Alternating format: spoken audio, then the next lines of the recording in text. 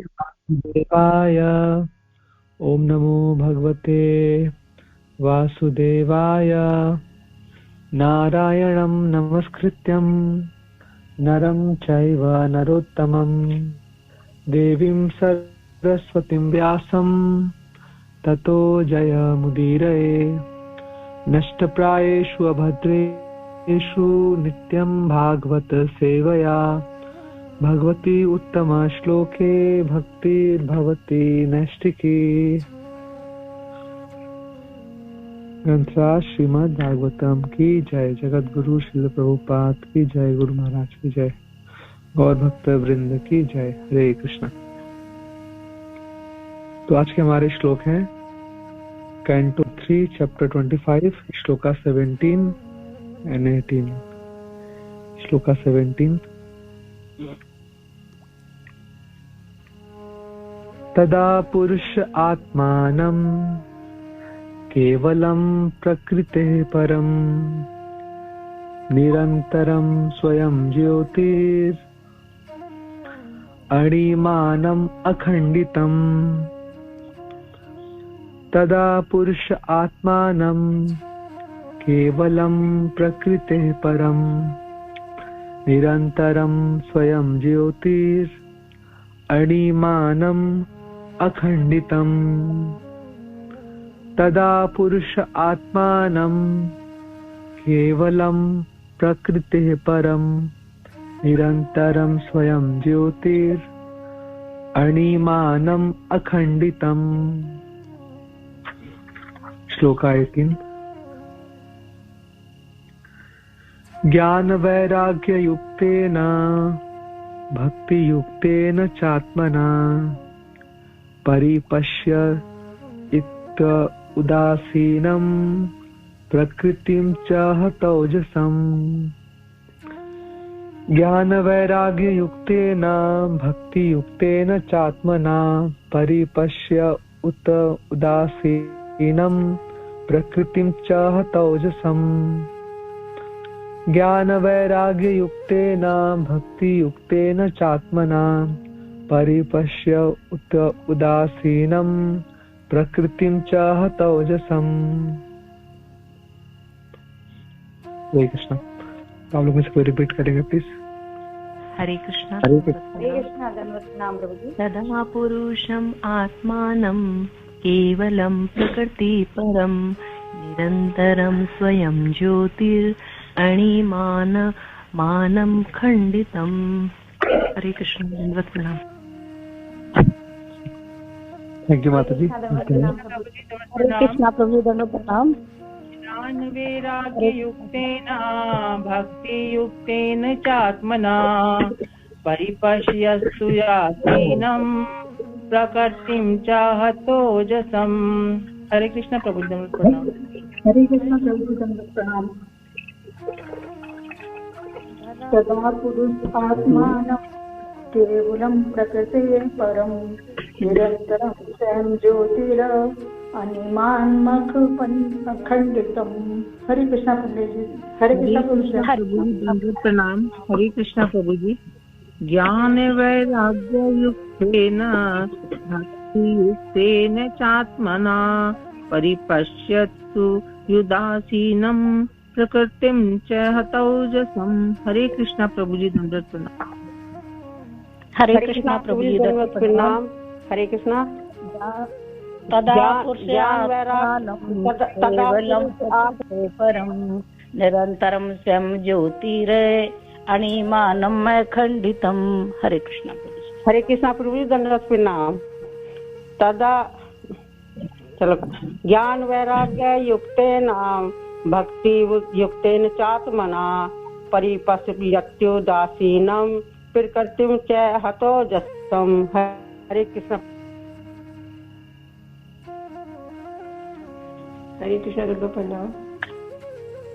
तदा पुरुषात्मा केवलं प्रकृतेः परं निरन्तरं स्वयं ज्योतिर् अणिमानम् अखण्डितम्।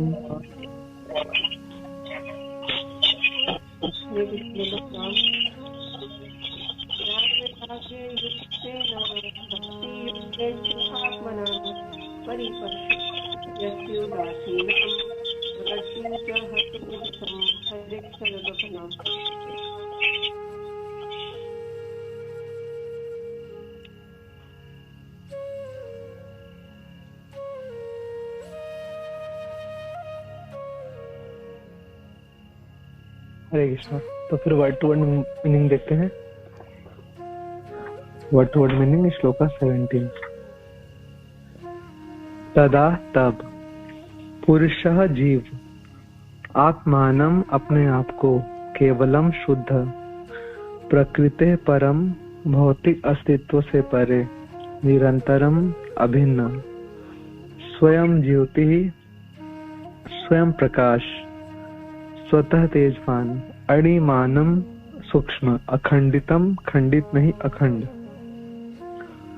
अनुवाद एवं तात्पर्य जगत गुरु श्रील प्रभुपाद द्वारा। श्रील प्रभुपाद की जय। उस समय जीव अपने आप को भौतिक अस्तित्व से परे सदैव स्वयं प्रकाशित अखंडित एवं सूक्ष्म आकार में देख सकता है। तात्पर्य विशुद्ध चेतना या कृष्ण भक्ति की स्थिति में मनुष्य अपने आप को परमेश्वर से अभिन्न एक सूक्ष्म कण के रूप में देख सकता है। जैसा कि श्रीमद् भगवद गीता में कहा गया है, जीव या व्यक्तिगत आत्मा परमेश्वर का शाश्वत अंश है। जिस प्रकार सूर्य की किरणें सूर्य की प्रकाशमान संरचना के सूक्ष्म कण हैं, उसी प्रकार जीवात्मा परम आत्मा का सूक्ष्म कण है। परमेश्वर से व्यक्तिगत जीव का विलगन भौतिक विभाजन जैसा नहीं होता। व्यक्तिगत जीव प्रारंभ से ही एक कण होता है, किंतु हमें यह नहीं सोचना चाहिए कि जीव एक कण होने के कारण पूर्ण आत्मा से खंडित है। मायावाद का दर्शन बताता है कि पूर्ण आत्मा विद्यमान रहता है, किंतु इसका एक अंश जिसे जीव कहते हैं मोहवश बंदी हो जाता है। वह दर्शन हमें स्वीकार्य नहीं है, क्योंकि आत्मा को पदार्थ की भांति खंडित नहीं किया जा सकता। वह खंड या जीव शाश्वत रूप से खंड रहता है। जब तक परम आत्मा विद्यमान रहता है, तब तक उसका अंश भी विद्यमान रहता है। जब तक सूर्य का अस्तित्व है, तब तक सूर्य की किरणों के अणु भी विद्यमान रहेंगे।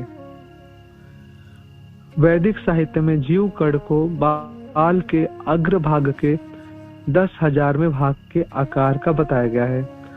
अतः यह अति सूक्ष्म है। परमात्मा अनंत है, किंतु जीव या व्यक्तिगत जीवात्मा सूक्ष्म है।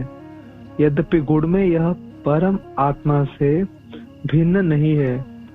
इस श्लोक में 2 शब्द ध्यान देने योग्य हैं। एक है निरंतरम, जिसका अर्थ है अभिन्न अथवा समान गुण वाला। व्यक्तिगत जीव को यहाँ पर अणिमानम भी कहा गया है। अणिमानम का अर्थ है अति सूक्ष्म। परम आत्मा सर्वव्यापी है, किंतु व्यक्तिगत जीव अति लघु आत्मा है। अखंडितम शब्द का अर्थ पूर्ण रूप से खंडित नहीं, ऐसा नहीं है, अपितु वैधानिक रूप से अतः सदैव अति सूक्ष्म ऐसा होता है। सूर्य से उसके प्रकाश के आणविक कणों को कोई भी विलग नहीं कर सकता, किंतु साथ ही सूर्य के प्रकाश का कोई भी एक आणविक कण स्वयं सूर्य जैसा व्यापक नहीं होता। उसी प्रकार जीवात्मा अपने स्वाभाविक स्थिति के द्वारा गुणात्मक रूप से परम आत्मा के समान ही है, किंतु वह अत्यंत सूक्ष्म है। Word to word meaning shloka 18। ज्ञान ज्ञान, वैराग्य वैराग्य, युक्तेन से युक्त, भक्ति भक्ति योग, युक्तेन से युक्त च तथा आत्मना मन से परिपश्यति देखता है, उदासीनम उदासीन प्रकृतिम भौतिक संसार को च तथा हत ओजसम शक्ति से वंचित। अनुवाद एवं तात्पर्य जगत गुरु श्रील प्रभुपाद द्वारा। श्रील प्रभुपाद की जय। आत्म साक्षात्कार की उस अवस्था में मनुष्य भक्ति में, सेवा में, ज्ञान तथा वैराग्य के अनुशीलन से प्रत्येक वस्तु को यथार्थ रूप में देख सकता है। वह इस भौतिक अस्तित्व के प्रति अन्य मनस्क हो जाता है और उस पर भौतिक प्रभाव अति प्रबलता के साथ काम कर पाते हैं। तात्पर्य: जिस प्रकार किसी रोग के कीटाणुओं का संपर्क केवल निर्बल मनुष्य पर अपना प्रभाव डाल सकता है, उसी प्रकार से भौतिक प्रकृति या माया का प्रभाव दुर्बल या बद्ध जीवों पर पड़ता है, मुक्त जीवों पर नहीं। आत्म साक्षात्कार मुक्त अवस्था की स्थिति है। ज्ञान के बिना अनुभूति संभव नहीं। यह अनुभूति की वह परम आत्मा का अति सूक्ष्म अंश है, उसे भौतिक बद्ध जीवन से अनासक्त बनाती है। यही भक्ति योग का शुभारंभ है। भौतिक कल्मश से मुक्त हुए बिना मनुष्य अपने आप को श्री भगवान की भक्ति में, सेवा में नहीं लगा सकता। इसीलिए इस श्लोक में कहा गया है, ज्ञान वैराग्य युक्तेन। जब मनुष्य अपनी वैधानिक स्थिति से पूर्णतः अवगत हो जाता है और भौतिक आकर्षण से विलग होकर विरक्त जीवन बिताता है, तो शुद्ध भक्ति योग के द्वारा भक्ति युक्तेन वह श्री भगवान का प्रियदास बन सकता है। परिपश्यंती का अर्थ यह है कि मनुष्य वस्तुओं को यथार्थ रूप में देख सकता है, तब भौतिक प्रकृति का प्रभाव प्रायः शून्य हो जाता है। इसकी पुष्टि श्रीमद् भगवद गीता में भी हुई है। ब्रह्मभूतः प्रसन्नात्मा। स्वरूप सिद्ध होने पर मनुष्य प्रसन्न तथा भौतिक प्रकृति के प्रभाव से मुक्त हो जाता है। उसी के साथ वह शोक तथा चाह से भी मुक्त हो जाता है। श्री भगवान उस स्थिति को मद भक्ति लभते पराम अर्थात भक्ति योग के शुभारंभ की वास्तविक दशा कहते हैं। उसी प्रकार इसकी पुष्टि नारद पंचरात्र में भी की गई है कि इंद्रियों के शुद्ध होने पर उन्हें श्री भगवान की भक्ति में, सेवा में लगाया जा सकता है।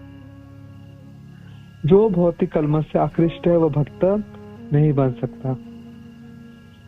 ग्रंथराज श्रीमद् भागवतम की जय। जगत गुरु श्रील प्रभुपाद की जय। गुरु महाराज की जय और भक्त वृंद की जय।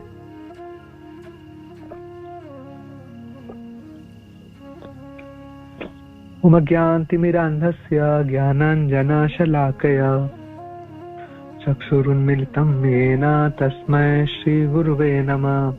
श्रीचैतन्यमनोभीष्टं स्थापितं येन भूतले स्वयं रूपः कदा मह्यं ददाति स्वपदान्तिकं। वन्देऽहं श्रीगुरो श्रीयुतापदकमलं श्रीगुरून् वैष्णवांश्च। श्रीरूपं साग्रजातं सहगण रघुनाथान्वितं तं सजीवं साद्वैतं सावधूतं परिजन सहितं कृष्ण चैतन्य देवं श्री राधा कृष्ण पादान सहगण ललिता श्री विशाखान्वितांश्च। नमो विष्णुपादाय कृष्णपृष्ठाय भूतले श्रीमते भक्ति वेदांत स्वामिन् इति नामिने।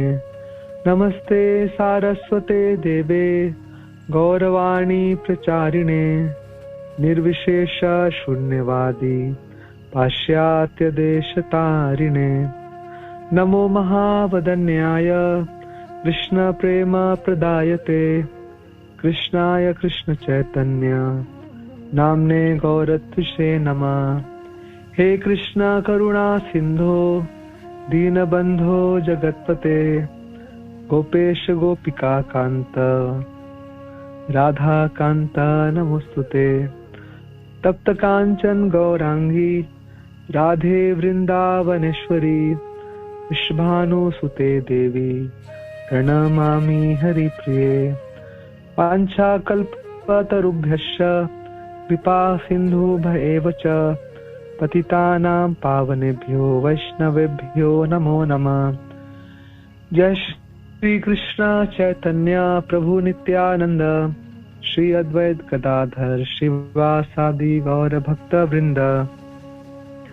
हरे कृष्णा कृष्णा कृष्णा हरे हरे हरे राम राम राम हरे हरे। नमो विष्णुपादाय कृष्णपृष्ठाय भूतले श्रीमते कृतदास अधिकारी इति नाम्ने। ग्रंथराज श्रीमद् भागवतम की जय, श्रील प्रभुपाद की जय, गुरु महाराज की जय, गौर भक्तवृंद की जय।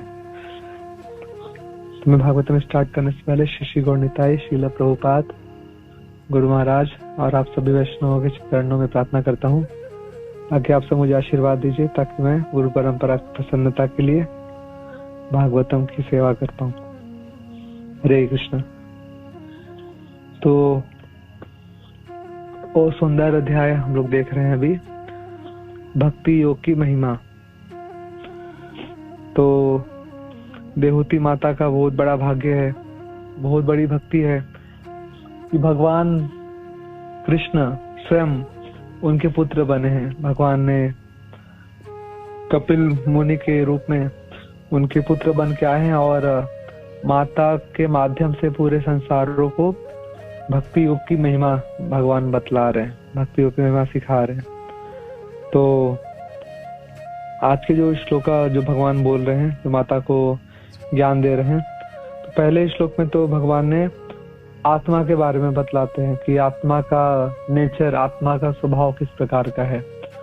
तो आत्मा का जो गुणात्मक रूप से भगवान से जैसा है, वह गुणात्मक रूप से भगवान ईश्वर परमा कृष्ण सच्चिदानंद विग्रह। तो भगवान सच्चिदानंद विग्रह है, भगवान शाश्वत है, सत्य शाश्वत है, चिद ज्ञान में है और आनंद में है। उसी प्रकार से जो भगवान का अंश स्वरूप आत्मा है, आत्मा के अंदर भी सेम वही गुण विद्यमान है। आत्मा भी शाश्वत है, आत्मा ज्ञान में है और आत्मा आनंद में है। भगवान के जैसा ही गुण को धारण करता है, अजन्मा है, नित्य है, शाश्वत है, अविनाशी है, पुरातन है, दिव्य है, आत्मा भी दिव्य है। और लेकिन परिमाण के रूप से देखा जाए, अगर मात्रा के रूप में देखा जाए, तो आत्मा बहुत छोटा सांश है भगवान का। भगवान बड़े से बड़े हैं, महान से महान है, और आत्मा तुच्छ से तुच्छ है, छोटा सांश है। बालाग्र शतभागस्य शतदा कल्पितस्य च। बाल के अग्रभाग के 10,000वां हिस्सा, वो एक हिस्सा 1/10,000 part of the tip of the hair, इतना छोटा सा हिस्सा, बाल के अग्रभाग के 10,000वें हिस्सा, ये आत्मा का साइज है, आत्मा का नाप है। तो आत्मा छोटा से छोटा है, भगवान बड़े से बड़े हैं। भगवान सर्वव्यापी है, आत्मा छोटा जीवात्मा सर्वव्यापी नहीं है, वो केवल एक शरीर में रह सकता है। भगवान एक साथ सारे शरीरों में निवास करते हैं, सारे शरीरों में। हृदय से अर्जुन तिष्ठति, सब मनुष्यों के, सब जीवों के हृदय में भगवान विद्यमान है। भूत वर्तमान भविष्य के ज्ञाता है। किस जीवात्मा ने कौन से जन्मों में, करोड़ जन्म पहले कौन से शरीरों में रह के कौन से कार्यकलाप किए हैं, इस समय कौन से शरीरों में रह के क्या कर रहा है, क्या सोचता है, क्या बोलता है, क्या खाता है, कहाँ जाता है, क्या करने वाला है, आगे भविष्य में करोड़ जन्मों बाद क्या करेगा, तो सब कुछ का भगवान को हिसाब किताब लेखा जोखा भगवान को पता है। सब कुछ भगवान जानते हैं, भूत वर्तमान भविष्य सबका जानते हैं, सब कुछ जानते हैं। भगवान सर्वव्यापी है। लेकिन जो जीवात्मा है, जीवात्मा नहीं जानता। जीवात्मा अपना भी भूल जाता है, कि उसने पिछले कौन से शरीरों में यात्रा करके आए हैं, क्या क्या कार्यकलाप किए थे, उसको कुछ स्मरण नहीं रहता, क्योंकि वो बार बार शरीर बदलता रहता है, बार बार नया भौतिक शरीर धारण करता रहता है। भगवान के केस में ऐसा नहीं है। भगवान अपने नित्य शाश्वत आदि देह में विराजमान रहते हैं और भगवान को सब कुछ पता रहता है।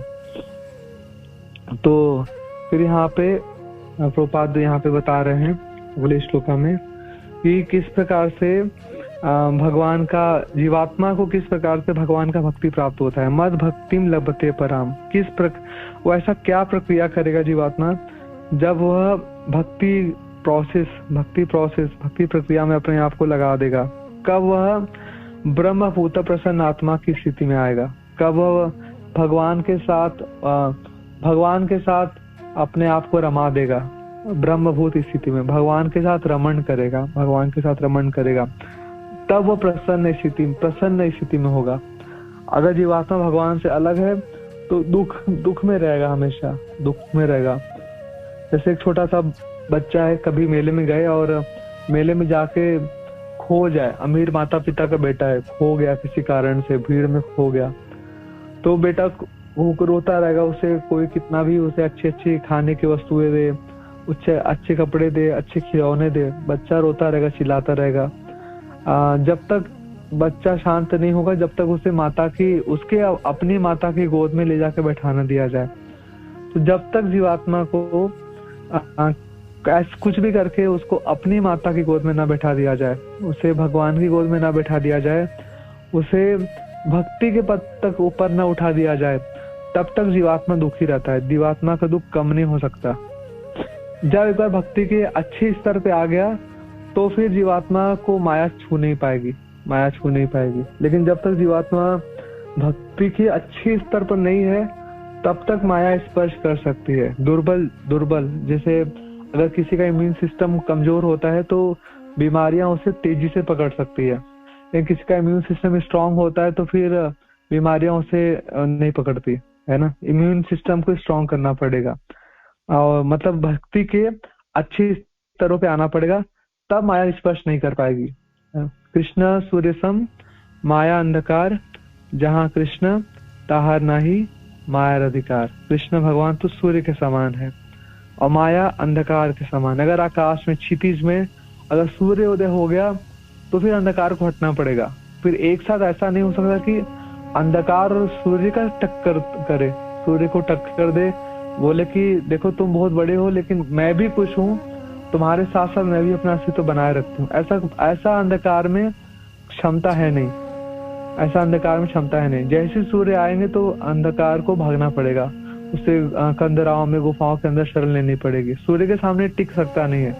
तो जैसे किसी के जीवनों में कृष्ण का भक्ति का उदय हो गए, अच्छा स्तरों पे आ गए, तो फिर माया का दूषण छू नहीं सकता, माया छू नहीं सकती। फिर माया को फिर जाना पड़ेगा, हटना पड़ेगा। वो माया बोलेगी अरे इसके जीवनों में तो कृष्ण का सूर्य उदय हो गया है, अभी यहाँ पे मेरा काम है नहीं, अभी मेरा कैंडिडेट रहा नहीं, अब तो ये कृष्ण का हुआ।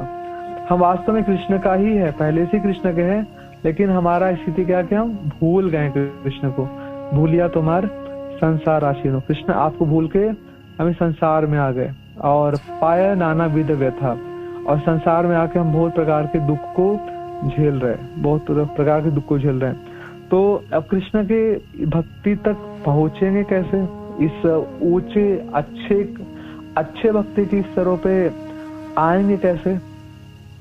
तो हमें थोड़ा सा हेल्प चाहिए, थोड़ा सा सहारा चाहिए। इसलिए बोलते हैं ना, भक्ति एक लता है, भक्ति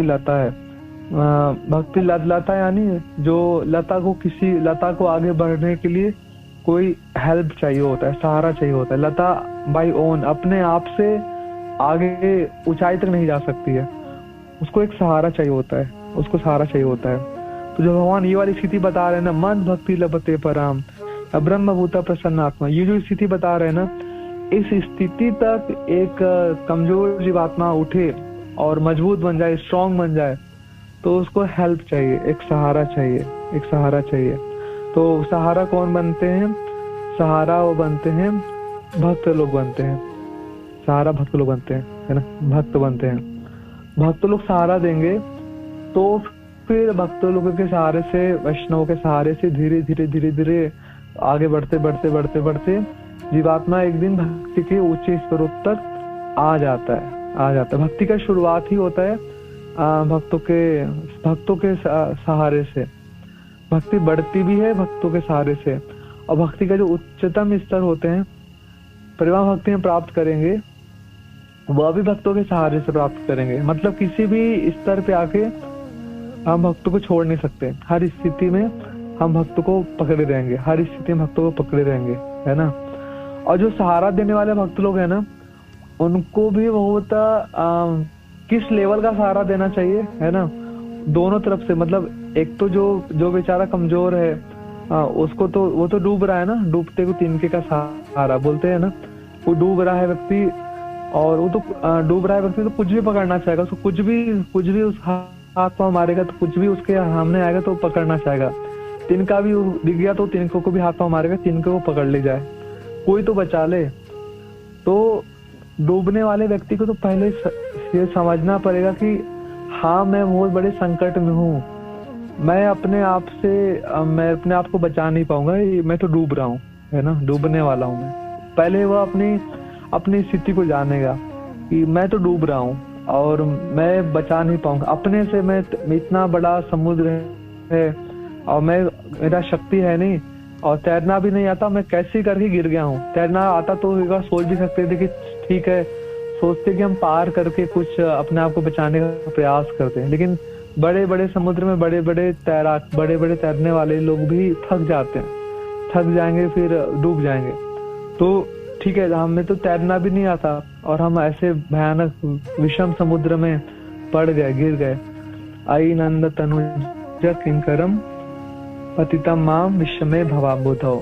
मैं तो नंद महाराज के तनुज, नंद महाराज के लड़के कृष्ण, नंद महाराज के पुत्र कृष्ण का दास हूँ, शाश्वत नित्य दास हूँ, बट किसी कारणों से मैं इधर गिर गया, इधर विषम समुद्र में गिर गया। तैरना भी नहीं आता है ना, तैरना भी नहीं आता है।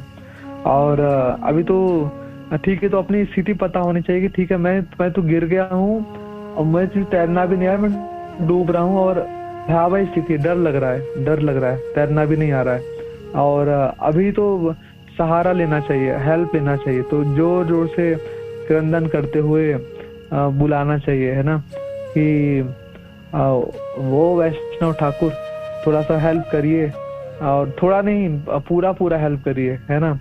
तो निर्भर हूँ आपकी कृपा के ऊपर, है ना।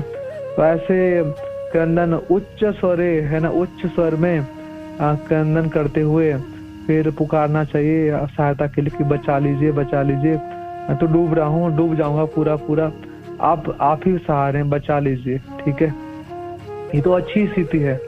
अगर इतना जोर से क्रंदन करते हैं, बुलाते हैं, तो फिर बचा लिए जाएंगे। ठीक है, भगवान हेल्प करने के लिए भेजते हैं वो, लेकिन रोना आना चाहिए। हाँ, गजेंद्र की कथाओं में देखते हैं ना कि गजेंद्र भी फंस गए थे, इतने लंबे सहस्त्र वर्षों तक उन्होंने फाइटिंग किए, लड़ाई किए उस घड़ियाल के साथ जिन्होंने पांव पकड़े थे। पहले तो ठीक है, सोचे थे कि अपने आप को बचाएंगे, शक्तिशाली भी थे गजेंद्र और हाथियों के राजा है, सरदार है, और पूरा शक्ति लगा के बचाने का प्रयास किए, लेकिन परिस्थितियां विपरीत थी। गजेंद्र थल का प्राणी और घड़ियाल समुद्र का प्राणी, विपरीत स्थिति में विपरीत जगह पे हमारी शक्तियां कम होती है। गजेंद्र की शक्तियां घटने लगी, घड़ियाल की शक्ति बढ़ रही थी, और फाइनली जब गजेंद्र पूरे असहाय हो गए, अभी लगे कि अब तो ये मार ही डालेगा, अब तो कोई बचा नहीं पा रहा है, मेरे स्वजन, मेरी पत्नी, मेरे माता पिता, मेरे भाई बंधु, मेरे बच्चे सब देख के खड़े हैं, दुख मना रहे हैं, रो रहे हैं, वो नहीं बचा पा रहे हैं, मैं खुद भी मेरा रक्षण नहीं कर पा रहा हूँ, मेरी शक्ति भी शून्य हो गई, क्षीण हो गई, अभी तो ये तो मार ही डालेगा। तो फिर वो हेल्पलेस होके बहुत असहायता का अनुभव करता है कि अभी तो मेरा कोई शक्ति नहीं रहा अभी। तो ऐसे असहायता का अनुभव करके फिर वो पूरा मनोयोग से भगवान को पुकारते हैं, है ना, और भगवान फिर अविलंब, देर की बिना भगवान वहां पे आके तत्क्षण गजेंद्र की रक्षा कर लेते हैं, गजेंद्र को बचा लेते हैं। तो अगर हम सच में असहायता का अनुभव करेंगे और फिर हम भगवान को पुकारेंगे या भगवान के शुद्ध भक्त गुरु को, वैष्णव को पुकारेंगे, तो फिर हम बचा लिए जाएंगे।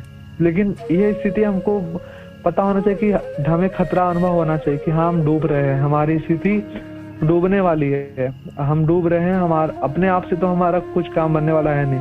तो ऐसी स्थिति में सच में जानते हुए हम क्रंदन करें, पुकारे, तो फिर बचा लिए जाएंगे। तो एक पार्ट तो हमारे तरफ से होगा, ठीक है, क्रंदन, अपनी स्थिति, सही स्थिति को जानना और सही स्थितियों को जान के क्रंदन करना आना चाहिए, पुकारना आना चाहिए, पुकारना आना चाहिए।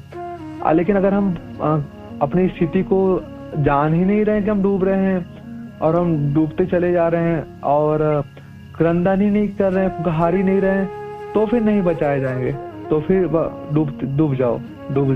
तो अपनी स्थिति को जानना चाहिए, क्रंदन करते हुए पुकारना चाहिए। एक स्थिति ये बात है। अब जो बचाने वाले भक्त लोग हैं उनको कौन सी स्थिति पे होने चाहिए, उनको कौन सी स्थिति पे बचाने के पर होना चाहिए, तो फिर हम ये नित्यानंद प्रभु से सीखेंगे। कल नित्यानंद त्रिदशी गई है ना, तो नित्यानंद प्रभु से हम बचाने वाले भक्त का मनोभाव देखेंगे कि जब कोई भक्त किसी के पे कल्याण करेंगे ना, तो कौन सी स्थितियों पे जाके कल्याण करते हैं, कौन सी स्थिति, कौन से स्तर तक एक प्रचारक भक्त को अपने आप को उठाना चाहिए, कौन से स्तर तक जाके कृपा देना चाहिए, है ना। तो हमने नित्यानंद प्रभु को देखा कि किस प्रकार से नित्यानंद प्रभु सबसे डिग्रेडेड कैंडिडेट जगाए मधाई का उद्धार करते हैं, जगाए मधाई का कल्याण करते हैं। वो बहुत विनयी होके, वो प्रबोधानंद सरस्वती जी बोलते हैं ना कि जब भी प्रचार करने के लिए जाइए आप संसार में कितने अकड़ू है, कितने घमंडी है, वो आपको सुनने वाले हैं नहीं। आप उनको सामने जाके उपदेश करना चाहेंगे, वो आपको बिल्कुल भी नहीं सुनना चाहेंगे, उनको किसी का सदुपदेश अच्छा नहीं लगता और वो अपनी स्वतंत्रता का हनन नहीं होने देना चाहते और वो बिल्कुल भी नहीं सुनना चाहेंगे, आपको गाली गलौज करके भगा देंगे, है ना, भाग जाओ यहाँ से। तुम क्या समझते हो अपने आप को, भगा देंगे, आपका अच्छा उपदेश सुनेंगे नहीं वो लोग। तो इसलिए जब प्रभुपाद जा रहे थे ना, तो प्रभुपाद ने भी प्रार्थना किया था कि भगवान आप मुझे इन मलेच्छों के देशों में लेके तो आ गए और पता नहीं अभी ये लोग को जब मैं बोलूंगा कि आपके नामों का जप करे, 4 नियमों का पालन करे, लोग मुझे मार के भगा देंगे यहाँ से। ये लोग सुनने वाले थोड़ी है आपके लिए मैं अगर ऐसा बोलूंगा। इन लोग के जीवनों को मैं आपके भक्ति के नियमों से बांधूंगा तो ये लोग बंधन में नहीं पड़ने वाले। तो आप कृपा कीजिएगा, आप मेरी वाणी को इतना शक्तिशाली बना दीजिएगा ताकि जब मैं आपके बारे में बोलूं तो इनके हृदय में बैठ पाए, ये ग्रहण कर पाए, आपकी कृपा के ऊपर निर्भर हूँ, है ना। आपका कार्य है, आपका कार्य है, आप थोड़ी सहायता कर दीजिएगा, कृपा करिएगा। मेरे गुरु महाराज की इच्छा थी तो आप कृपा रखिएगा। तो प्रभुपाद तो शुद्ध भक्त है, बट फिर भी प्रभुपाद को लग रहा था कि वो लोग नहीं सुनेंगे, तो भगवान का कार्य है, गुरु महाराज की आज्ञा है, तो फिर उसको पूरा करने के लिए भगवान से कृपा मांग रहे थे।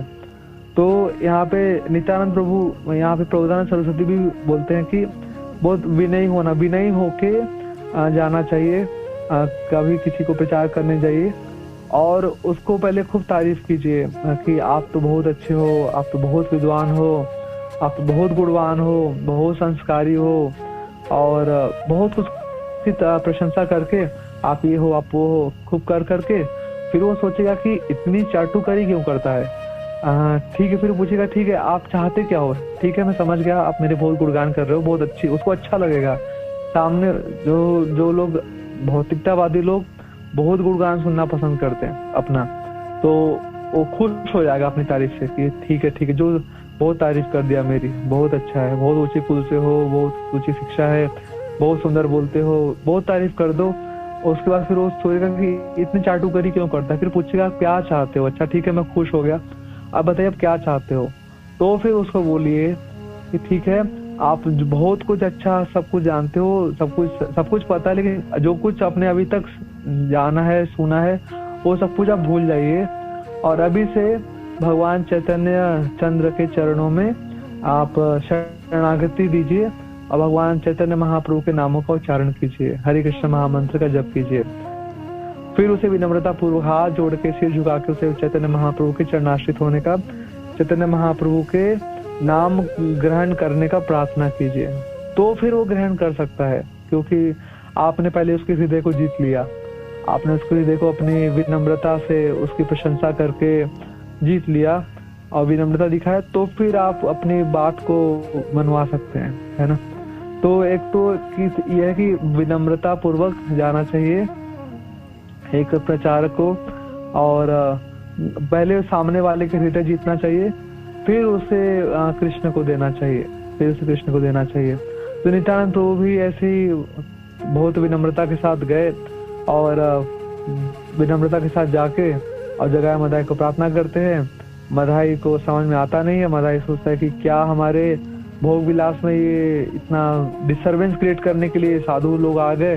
तो खूब गाली गलौज करते हैं, खूब बोलते हैं और फिर जो शराब पी रहा होता है उस कुल्हड़ से मटके से सिर भी फोड़ देते हैं।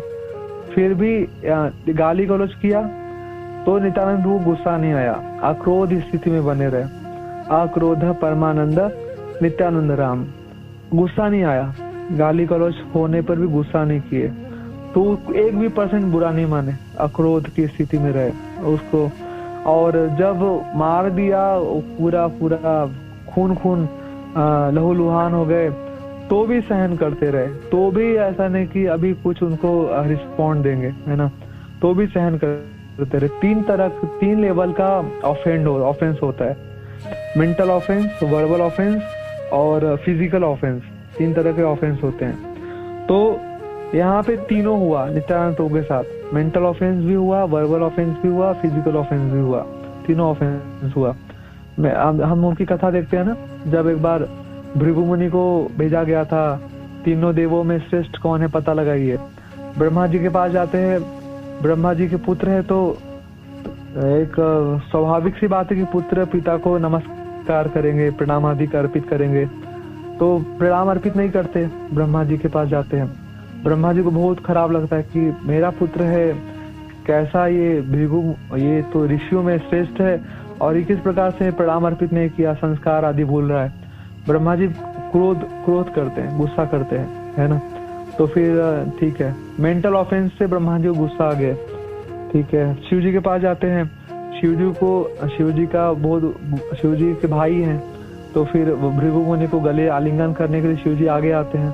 तो फिर शिव जी को वर्बली ऑफेंस करते हैं, बुरा बोलते हैं, देखो तुम छूना मत, तुम तो अघोरी हो, गंदे वेश वाले हो और ये शमशान की भस्म लगाते हो, मुंड माला धारण करते हो, ये सर्पों की माला पहनते हो और विचित्र सा वेश है तुम्हारा, अमंगलकारी वेश है, छूना मत, दूर रहो, हाथ मत लगाना मुझे, है ना, अपवित्र मत करो मुझे। तो वर्बल ऑफेंस करते हैं, मतलब वाणी से ऑफेंस करते हैं। मानसिक ऑफेंस किया ब्रह्मा जी को, शिव जी को वाणी का वाच से उनको ऑफेंस किया और फिजिकल ऑफेंस किया भगवान नारायण को, भगवान विष्णु को, है ना। भगवान विष्णु शेषनाग के शैया पे सो रहे, भगवान लक्ष्मी माता चरण की सेवा दे रही हैं और जाके भगवान बिल्कुल, एक तो देखा जाए तो अनकॉन्शियस है, सो रहे हैं, सोते हुए व्यक्ति के छाती पे लात मारोगे कितना पीड़ा हो गए, है ना। कोई अचेत रहे, हम जब बराबर में मुक्केबाजी करते लड़ते हैं तो फिर हम अपने आप को बचाते हैं, कोई सामने वाला मुक्का करे तो अपने आप को बचाते हैं कि हमारे किसी वैसे अंग पे ना लग जाए जहाँ भी दर्द हो जाए, हम अपने आप को रक्षा करते हैं, हाथ से बचाएंगे, कैसे भी बचाते हैं अपने आप को, प्रतिरक्षा करते हैं। भगवान विष्णु तो सो रहे हैं बेचारे, तो प्रतिरक्षा तो भगवान ने किया नहीं, आते ही खड़ी छाती लात मार दी, बिल्कुल भगवान की कोमल अंगों वाले भगवान, है ना, सुकोमल अंगों वाले। लक्ष्मी देवी चरण दबाती तो बोलते हैं, भगवान बोलते हैं लक्ष्मी थोड़ा और धीरे, भगवान के चरणों, लक्ष्मी देवी के कोमल उंगलियां, और उसमें भगवान की जब कोमल उंगली लक्ष्मी देवी सॉफ्ट मसाज देती है, फिर भी उनके भगवान के जो चरण है वो लाल लक्ष्मी देवी के चरण, वो उंगलियों का स्पर्श होने से लाल होते जाते हैं। तो लक्ष्मी देवी लगता है इतने कोमल है भगवान, उन कोमल अंगों वाले भगवान को भृगु मुनि ने मार दिया छाती पे लात जोर का। तो फिजिकल ऑफेंस हुआ, शारीरिक अपराध हुआ, है ना। तो इतने पर भी भगवान फिर उनके सहन किया, भगवान सहनशील बने और भगवान अपने अश्रुओं से उनके चरण धुलाए, उनको चरण को सहला रहे हैं। भगवान बोले हाय भृगु मुनि, आपका चरण कितना कोमल, मेरा छाती कितना कठोर, आपको बड़ा कष्ट लग गया। तो भगवान ने सहन किए। तो उसी तरह से नित्यानंद प्रभु के साथ भी तीनों कुछ हो गए, उनको मानसिक रूप से भी अपराध हुए, उनके साथ जगह मधाने किए, वर्बली उनको गाली गलौज किया और फिजिकल ऑफेंस, उनका सिर फोड़ दिए, वो लहू लुहान कर दिया। इतने पर भी नित्यानंद प्रभु सहनशील रहे, है ना। तो प्रचारक का स्तर नित्यानंद प्रभु सिखा रहे हैं कि किस स्तर तक प्रचारक को सहना चाहिए, है ना। जब प्रचार करने के लिए जाएंगे, कोई मानसिक ऑफेंस करेंगे, कुछ ऐसा एक्टिविटी करेंगे जिससे हमें बुरा लगेगा, सामने वाले ने ऐसा क्यों किया, है ना, हमारा दिल दुखेगा, ठीक है।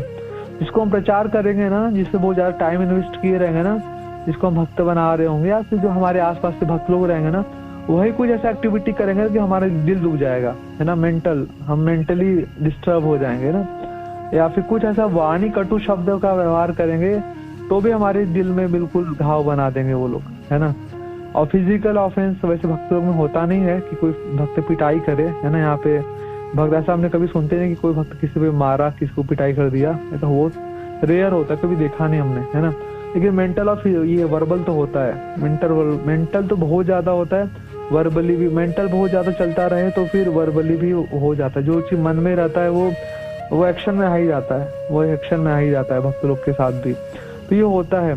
इतने पर भी सहनशील होना चाहिए, नित्यानंद प्रभु गुस्सा नहीं दिखाए, सहनशील रहे, शांत रहे, है ना, शांत रहे। और मुख पे उनकी स्माइल गई नहीं, प्रसन्न रहे भगवान। यहाँ पे भगवान बोले ना, प्रसन्न आत्मा। तो नित्यानंद प्रभु भक्त है ना, उच्च भक्त के क्या लक्षण है नित्यानंद प्रभु दिखा रहे हैं।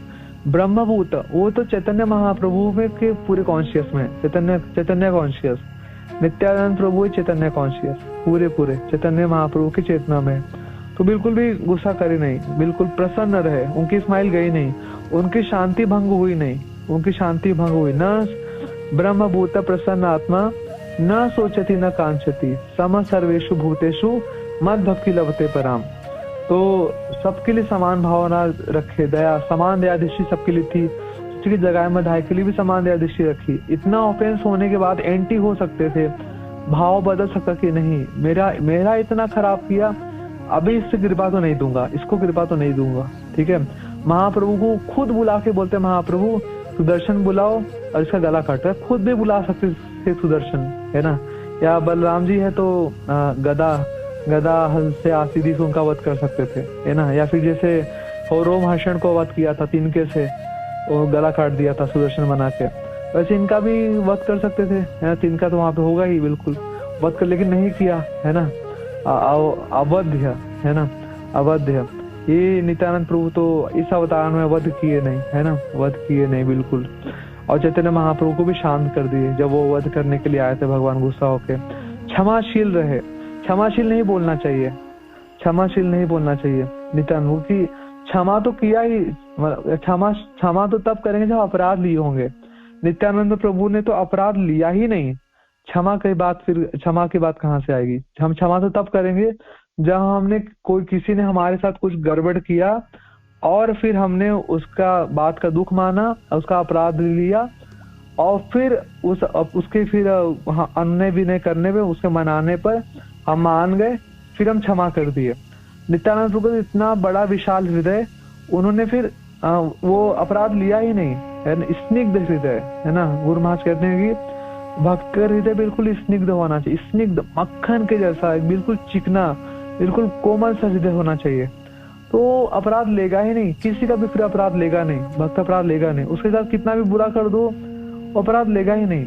अगर बहुत ऊंचा कोटि का भक्त है, बिल्कुल अपराध मानेगा ही नहीं, नित्यानंद प्रभु वो भक्त में चूड़ामणि है ना, श्रेष्ठतम भक्त है भगवान के, है ना। और दिखा रहे हैं कि किस प्रकार से एक भक्त के जीवन होने चाहिए। तो उन्होंने अपराध माना ही नहीं, तो फिर क्षमा का मतलब ही नहीं है, अपराध माना ही नहीं। दया कूट के भरी है उनके हृदय के में, कि ठीक है, कुछ भी करके कल्याण करना है, है ना। तो इसमें हमने एक सुन रहे थे कि नित्यानंद प्रभु का जो पूरा शरीर है ना, वो प्रेम से निर्माण हुआ है। जैसे राधा रानी का शरीर कृष्ण प्रेम से निर्माण हुआ है, वैसे नित्यानंद प्रभु का शरीर भी कृष्ण का प्रेम से, चैतन्य महाप्रभु के प्रेम से निर्माण हुआ है। पूरी प्रेम ही है, पूरी चैतन्य महाप्रभु का प्रेम, वो नित्यानंद प्रभु का विग्रह है। तो जिस भी चीजों को हम जिस भी फल को दबाते हैं उसका रस निकलता है। हमने आम को दबाएंगे, स्क्यूज करेंगे, आम का रस निकलेगा। संतरे को दबाएंगे, संतरे का रस निकलेगा। मौसमी नींबू को दबाएंगे तो नींबू का रस निकलेगा। जिसको दबाएंगे उसका रस निकलता है। तो यार नित्यानंद प्रभु को स्क्वीज किया, दबाया उसने, मधाई ने, जगाए मधाई ने दबाया, तो क्या निकला फिर? जो अंदर भरा था वही निकला। अंदर प्रेम भरा है तो प्रेम निकलेगा, प्रेम निकलेगा। अंदर प्रेम भरा है तो प्रेम निकलेगा। तो प्रेम ही निकला बस। मार खाए प्रेम दिए, मार खाए प्रेम, मार खाया, मार खाने पे भी प्रेम दिया, मार खाने पे भी प्रेम दिया। तो बहुत बड़ा लर्निंग है, लेसन है, शिक्षा है कि कुछ भी हो है ना, लेकिन एक भक्त को अपना दया नहीं छोड़ना चाहिए, है ना। एक भक्त को अपना दया नहीं छोड़ना चाहिए, कुछ भी हो जाए एक भक्त को अपना दया नहीं छोड़ना चाहिए। अगर दया छोड़ दिया, भक्त लोगों ने फिर दया छोड़ दिया, फिर कौन उद्धार करेगा? कौन फिर बद्ध जीवात्माओं का कल्याण करेगा, है ना। गौरांग तुम्हें मोरे दया न छड़ीबो। हे चैतन्य महाप्रभु, हे नित्यानंद प्रभु और हे गौर भक्त वृंद सारे, आप लोग ना मेरे ऊपर दया मत छोड़िएगा। आप लोग दया छोड़ देंगे तो फिर मैं किधर जाऊंगा? फिर मेरा रक्षण कौन करेंगे? मेरा रक्षण कौन करेंगे? मुझे कौन बचाएगा फिर, अगर आप लोग दया छोड़ देंगे तो, है ना। और अपने रांगा चरणों के पास में ही रखिएगा, अपने चरण कमलों के नजदीक रखिएगा, दूर मत कीजिएगा, है ना। तो इस प्रकार से अगर नित्यानंद प्रभु को भी स्क्वीज किया गया, दबाया गया, अगर हमें कोई भक्त दबाता है ना तो फिर हमारे अंदर से क्या निकलता है? अगर हमें कोई दबाता है तो हमारे अंदर से गुस्सा निकलता है, हमारे अंदर से ईर्ष्या निकलेगी, द्वेष निकलेगा, यही सब निकलेगा, क्योंकि हमारे अंदर वही सब भरे हुए हैं। लेकिन नित्यानंद प्रभु के अंदर ऐसा कुछ है नहीं, क्रोध है नहीं, ईर्ष्या द्वेष ये सब कुछ है ही नहीं। तो क्या निकला? प्रेम निकला, जो था वो निकला, है ना। तो हमारे इस हृदय में भी हमको प्रेम भरना पड़ेगा, प्रेम भरना। जब प्रेम भरेगा तो फिर कोई भी दबाएगा ना, प्रेम निकलेगा। फिर और कोई कंपोनेंट निकलने वाला है नहीं। फिर जो रहेगा वो निकलेगा। कोई कितना भी मेंटल ऑफेंस करे, फिजिकल ऑफेंस करे, वर्बल ऑफेंस करे, कुछ भी करे, फिर जब कोई दबाएगा ना तो फिर दया ही निकलेगी। ठीक है, कोई बात नहीं, है ना, माफ कर दो। प्रभुपाद जी बहुत कई बार उदाहरण देते हैं, मल्टीपल टाइम जीसस क्राइस्ट का। इतना अत्याचार किया गया जीसस क्राइस्ट पे, उनको प्रचार कर रहे थे, वो कोई गलती नहीं था और कल्याणी कर रहे थे, लेकिन लोगों ने समझ नहीं पाए, उनके अपने ही लोगों ने उन्हें क्रॉस पे लटका दिया। फिर भी कितनी दया दिखाई उन्होंने, भगवान से प्रार्थना की, हे परम पिता, क्रॉस पे लटकते हुए इनको माफ कर दीजिएगा, क्योंकि ये नहीं जानते कि क्या कर रहे हैं, ये नहीं जानते, इनको माफ कीजिएगा। दया दिखाई, है ना, वैष्णव है ना, तो भी दया दिखाया। वो भी क्रोध कर सकते थे, क्रोध का प्रकाश कर सकते। हरिदास ठाकुर जी 22 बजारों में उनको कोड़े मारे गए, फिर भी सिपाहियों के लिए दया दिखाई। सिपाही बोलते कि आप तो कुछ हो नहीं रहा है और अभी हमारे सुल्तान को पता चलेगा, हम लोग को मार देगा, कि कैसे नहीं मारा तुमने हरिदास ठाकुर को। तो उनको बचाने के लिए वो मरने का एक्टिंग किए कि हाँ ठीक है, अभी हरिदास ठाकुर तो मर गए। इस प्रकार से तो दया दिखाया, है ना, प्रतिकार नहीं किया, दया दिखाया। तो ये कुछ वैष्णवों का गुण है ना।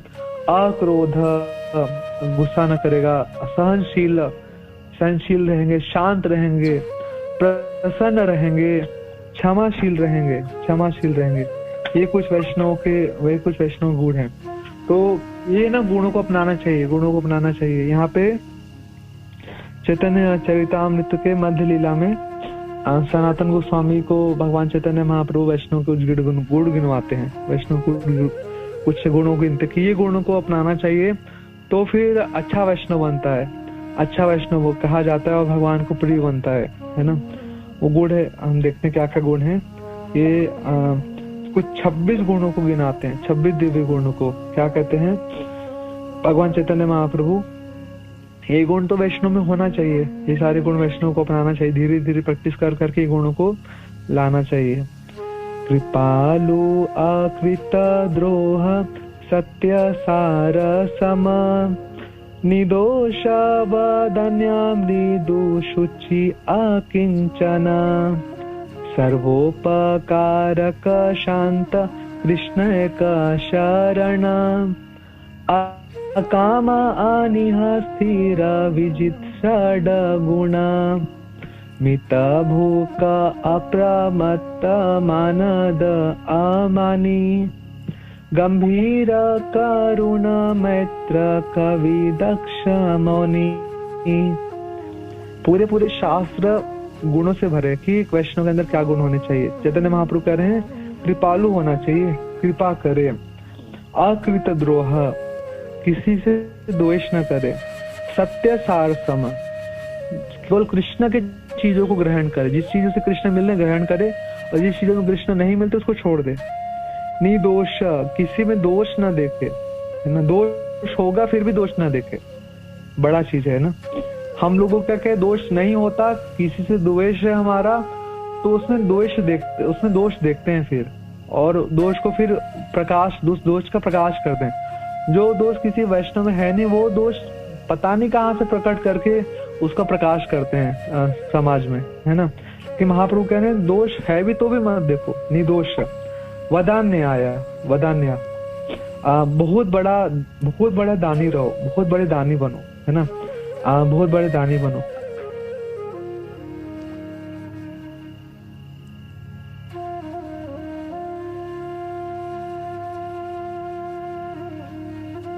दधाम जीवनम कविभिदितं कल्मषापहम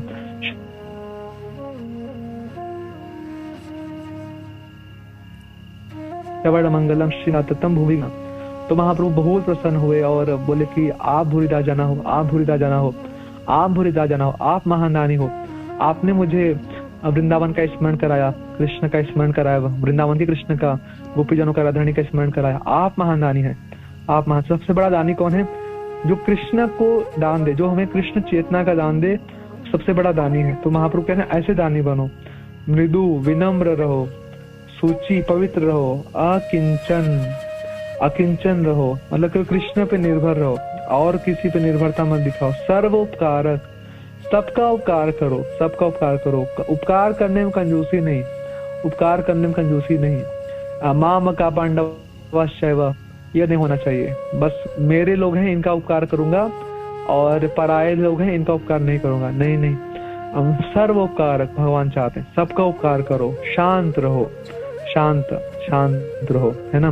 शांत का मतलब गुरु महाराज बोलते हैं, प्रभुपाद जी बोलते हैं कि जब स्थितियां बहुत विपरीत हो, आपको बिल्कुल अभी 100% रिएक्ट करने का अभी है, बनता है कि रिएक्ट करना चाहिए, फिर भी रिएक्शन आए नहीं, आप सहन कर गए, शांत। जैसे यहाँ पे रिएक्शन करने का पूरा था नित्यानंद प्रभु को कि उसको बिल्कुल वध कर देना चाहिए था, हर प्रकार से वध करने योग्य था जगह मधाई, स्पेशली मधाई, फिर भी शांत रहे। तो शांत रहो। कृष्ण एक शरण, कृष्ण भगवान के एकमात्र शरण ग्रहण करो, न पूजे देवी देवा, किसी देवी देवता के शरण में जाओ मत। और अकाम, भौतिक इच्छाओं से मुक्त रहो और एक ही इच्छा रहे, कृष्ण को प्रीति करने का इच्छा, कृष्ण का सेवा करने का इच्छा। अनीह, कोई भौतिक संसार के उपलब्धियों के पीछे मत भागो, आध्यात्मिक उपलब्धियों के पीछे भागो। भक्ति में कैसे आगे बढ़े, कैसे अच्छा नाम जप करे, कैसे गुरु को संतुष्ट करे, कैसे वैष्णव को संतुष्ट करे, कैसे भगवान का प्रिय बने, इसके पीछे भागो। स्थिर, कृष्ण भक्ति में स्थिर रहो। विजित षड गुण, और 6 प्रकार के जो गुण हैं वो वैष्णव के वो ग्रहण करो। मित भूख, जितना आवश्यक है उतना खाओ, बहुत ज्यादा मत खाओ, ज्यादा खाएंगे तो सोएंगे, फिर न शास्त्र अध्ययन होगा न माला होगा, सोते रहेंगे, है ना। अप्रमत्त, घमंडी मत बनो, और पागल, एक नशा चढ़ता है, कुछ अच्छा करते हैं, कुछ अच्छी सेवा भी करते हैं तो फिर नशा चढ़ता है, हमने किया, घमंडी हो जाते हैं, फिर घमंडी मत बनो। मानद, सबको सम्मान दो, अमानी, अपने लिए मान का इच्छा रखो मत। गंभीर रहो भक्ति में। करुण, लोगों पे करुणा दिखाओ। मैत्र, सब आपके मित्र है, ऐसा सबसे मित्रवत व्यवहार करो, सबका कल्याण करो। वेल विशर, प्रभुपाद जी जब साइन करते थे तो हमेशा श्रील प्रभुपाद साइन में लिखते थे योर एवर वेल विशर, आपका सदैव शुभचिंतक, है ना। तो सच में प्रभुपाद पूरे संसार के शुभचिंतक है। प्रभुपाद आज तक, आगे आने वाली सारी पीढ़ियों तक श्रील प्रभुपाद शुभचिंतक है ना। प्रभुपाद जी ने सबको कृष्ण को दिए हैं। कवि, हमेशा कृष्ण के बारे में बोलते रहो, गाते रहो। दक्ष, कृष्ण भक्ति किस प्रकार संपादित करेंगे, इस कला में दक्ष रहो। मौनी, कृष्ण के बिना कुछ बोलो मत, है ना। जहाँ पे कृष्ण की वार्ता का बात है तो बहुत बोलो तो कमी मत करो, लेकिन जहाँ पे कृष्ण की वार्ता है नहीं तो वहाँ पे संकुचित, कछुए के जैसे सिकुड़ जाओ, वहाँ पे बिल्कुल शांत पड़ जाओ, है ना। तो एक तो हमने नित्यानंद प्रभु की लीला से ये सीखे कि मतलब एक प्रचारक को किस किन प्रकार के गुणों को अपनाने चाहिए। उसके बाद हमने दूसरी लीला से सीखते हैं नित्यानंद प्रभु के, जब रघुनाथ दास गोस्वामी चिड़ियादेवी फेस्टिवल हुए, जब उनसे मिलने आए तो दूर से रघुनाथ दास गोस्वामी को देखा, जब प्रणाम कर रहे थे तो नित्यानंद प्रभु बोले चोर आइला, चोर आया, ऐसे बोलते हैं, चोर आया। अभी यहाँ पे रघुनाथ दास गोस्वामी से भी बढ़िया लर्निंग है कि रघुनाथ दास गोस्वामी को सबके सामने पब्लिक में नित्यानंद प्रभु बोल रहे थे चोर आइला, चोर आया है, ठीक है, पब्लिक में बोल रहे थे। तो रघुनाथ दास गोस्वामी इतने बड़े जमींदार के बेटे, वो चाहते तो बहुत बुरा मानते कि समझते क्या है नित्यानंद प्रभु अपने आप को, एक कल के ये बाबा साधु है। साधु मतलब भिखारी होता है, कुछ तो होता है उसका अपना, तो कुछ होता है नहीं, है ना। रहने का ठिकाना नहीं, खाने का ठिकाना नहीं, तो कहीं भी अवधूत, है ना, कुछ भी कहीं भी रहेगा, कहीं भी खाएगा, कहीं भी वो भ्रमण करेगा, आज यहाँ कल वहाँ, है ना, ऐसे वैसे। तो रघुनाथ दास गोस्वामी वो तो बहुत बड़े ठाट बाट में, राशि ठाट बाट में, वो चाहते तो बुरा मान सकते थे, मानना चाहिए था, या फिर कह सकते हैं कि ठीक है कि मुझे सबके सामने चोर क्यों बोला, क्या मैंने चुराया, बुरा मान सकते थे उनके इस प्रकार के। जब नित्यानंद प्रभु ने उनको बोला सबके सामने कि चोर आया है, बुरा मान सकते थे और तुरंत अपने सैनिक के साथ आए थे। सैनिकों को आदेश देते कि इसको पकड़ो, ये ढोंगी साधु है, इसको पकड़ो, इसको तो जेल में डालो, बंदी बना लो, है ना। तुरंत उनके अगेंस्ट में एक्शन लेना चाहिए था, है ना। लेकिन यहाँ पे रघुनाथ दास गोस्वामी को देखते कि ठीक है, और दोनों ने बहुत विनम्र भाव से पहले, यहाँ तो एक आध्यात्मिक लीला है, बट हम हम उसको एक बिहेवियर साइंस में समझने का प्रयास कर रहे हैं, बिहेवियर साइंस में, कि ठीक है नित्यानंद ने जब उन्हें चोर सबके सामने बोला तो उन्हें बुरा नहीं लगा, उन्हें पहले समझा, थोड़ा सा समय दिया, समझा क्या चोरी किया, तो फिर नित्यानंद प्रभु को एक्सप्लेन करने तक का समय दिया। नित्यानंद प्रभु ने एक्सप्लेन किया, देखो चैतन्य तो मेरी प्रॉपर्टी है, और मेरी प्रॉपर्टी को बिना मेरे से पूछे तुम लेना चाहते हो, है ना, तो तुमने अपराध किया है, तुमने चोरी किया है, इसके लिए तुम्हें दंड मिलेगा। तो ठीक है, जब देयर इज सम मिसअंडरस्टैंडिंग, है ना, या मिसअंडरस्टैंडिंग मतलब कोई भक्त कोई व्यवहार से हमें कुछ हो जाए, मतलब कुछ भक्त से डायरेक्ट व्यवहार से हम क्षत आहत हो जाए, कोई भक्त से कोई वाणी से आहत हो जाए, तो थोड़ा सा सब्र करना चाहिए, थोड़ा सा धैर्य रखना चाहिए, सामने वाले भक्त के मनोभाव को समझने का प्रयास करना चाहिए कि व्हाट यू वांट टू से, कौन से मनोदशा में उसने ऐसा एक्टिविटी किया, तो उसको थोड़ा सा समय देना चाहिए। तुरंत इमीडिएट रिएक्ट नहीं करना चाहिए, इमीडिएट रिएक्ट करने से ना सब स्पॉइल हो जाता है, रिलेशनशिप सब खराब हो जाता है। थोड़ा सा वेट करना चाहिए, है ना, वेट करना चाहिए। सामने इवन अगर परिस्थितियां विपरीत हो फिर भी थोड़ा सा वेट करना चाहिए, इमीडिएट रिस्पॉन्स नहीं देना चाहिए। यहाँ पे रघुनाथ दास गोस्वामी ने थोड़ा सा वेट किया, नित्यानंद प्रभु को एक्सप्लेन करने का मौका दिया, नित्यानंद प्रभु ने एक्सप्लेन किया और फिर उन्होंने एक्सेप्ट भी किया। जब गलती हो तो एक्सेप्ट करना चाहिए। यहाँ पे उनकी गलती थी कि चैतन्य महाप्रभु को डायरेक्ट अप्रोच कर रहे थे बिना नित्यानंद प्रभु के परमिशन के, तो एक्सेप्ट किया कि हाँ मेरी गलती है, बोले आपको दंड मिलेगा, बोले हाँ आप जो बोलिए आपकी कृपा होगी, है ना। तो whatever punishment is there, तो take that punishment as blessings. तो जो भी सजा मिला उसको उन्होंने कृपा की तरह ग्रहण किया कि यहाँ कृपा है, आप बताइए तो सही, आप आदेश तो दीजिए, कृपा की तरह ग्रहण किया, है ना। हम लोग ना किसी भक्त के आदेश को नहीं मानना चाहते, कोई भक्त हमको आदेश प्रदान करे हम लोग बिल्कुल नहीं मानना चाहते, क्योंकि कलयुग चल रहा है ना। कलयुग में किसी के अंदर ये शरणागति करने का क्षमता है नहीं, है ना। नोबडी वांट टू सरेंडर, है ना। सरेंडर मतलब सर अंडर, मतलब कोई भी अपने सर को झुकाना नहीं चाहता है ना। गुरु महाराज कहते हैं ना, ये तो प्रेम की बात है उद्धव, बंदगी इतनी सस्ती नहीं है, यहाँ सिर देके होते हैं सौदे, दिल लगी इतनी सस्ती नहीं है ना। तो मतलब यही तो प्रेम की बात हो, तो कि जब प्रेम की जो बात है यहाँ इतना सरलता से काम नहीं चलेगा। यहाँ तो आपको पहले अपने सर को झुकाना पड़ेगा। First you to bow down. यहाँ पे आपको अपने सर को झुकाना पड़ेगा पहले। सर को झुकाओ, सर को नीचे झुका दो, है। तो यहाँ पे कलयुग में ना कोई सिर को झुकाना नहीं चाहते हैं, कोई सिर को झुकाना नहीं चाहते। विम्सिकल है ना। सब लोग सबको अपनी स्वतंत्रता बहुत प्रिय है। सब लोग स्वतंत्र रहना चाहते हैं। सब लोग कोई अगर कोई बोले ना कि ठीक है मैं आपके शरणागत हूँ, मैं आपके अंडर में भी हूँ, है ना, बस कहने को बस रहते हैं कि ठीक है मैं आपके अंडर में हूँ, मैं आपके शरणागत हूँ। ऐसे मतलब एक फैशन बन गया है बस, है ना, कि मैं शरणागत हूँ, अंडर में हूँ, है ना।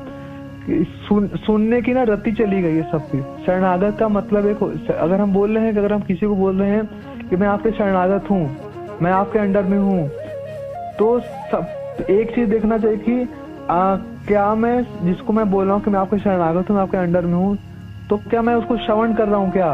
उसको मैं श्रवण कर रहा हूँ क्या? हम बोलते कि हम श्रील प्रभुपाद के अनुयायी है, या फिर हमारे गुरु के आध्यात्मिक गुरु की शिष्य, या फिर हम किसी वैष्णव के शरणागत है, तो क्या हम उसको सुन रहे हैं क्या? नाम मात्र के हम इस्कॉन में आ गए, नाम मात्र के हम वी आर प्रभुपाद अनुग, हम लोग प्रभुपाद के अनुग बन गए, गुरु के अनुग बन गए, वैष्णव के अनुग बन गए, नाम मात्र के। ऐसा फिर काम नहीं चलेगा। शरणागत होने का मतलब होता है कि शरणागति श्रवणम से स्टार्ट होती है ना। अगर हम किसी को सुन नहीं रहे ना और हम कह रहे हैं कि हम आपके शरणागत है, तो फिर बिल्कुल साफ साफ ही झूठ है, बिल्कुल साफ साफ झूठ है। कोई शरणागति है नहीं फिर, है ना। सुनने से शरणागति बढ़ती है, इसीलिए गुरु महाराज कहते हैं, प्रभुपाद भी कहते हैं कि तुम मुझे सुनो। हमने गुरु से बस दीक्षा ले लिया और गुरु को सुनते ही नहीं है। क्या मतलब है फिर दीक्षा लेने का? क्या ये कोई बस फैशन थोड़ी है। बस दीक्षा ले लिए, गायब। एक दिन बस कुछ घंटे का फॉर्मेलिटी, वृंदावन मंदिर में बैठ के कार्तिक महीने में दीक्षा हो गई, काम खत्म। गुरु अपने रास्ते, हम अपने रास्ते। कभी कौन प्रोग्राम में गुरु मिल गए तो हो गया। बस सुनना कभी है नहीं गुरु को, है ना।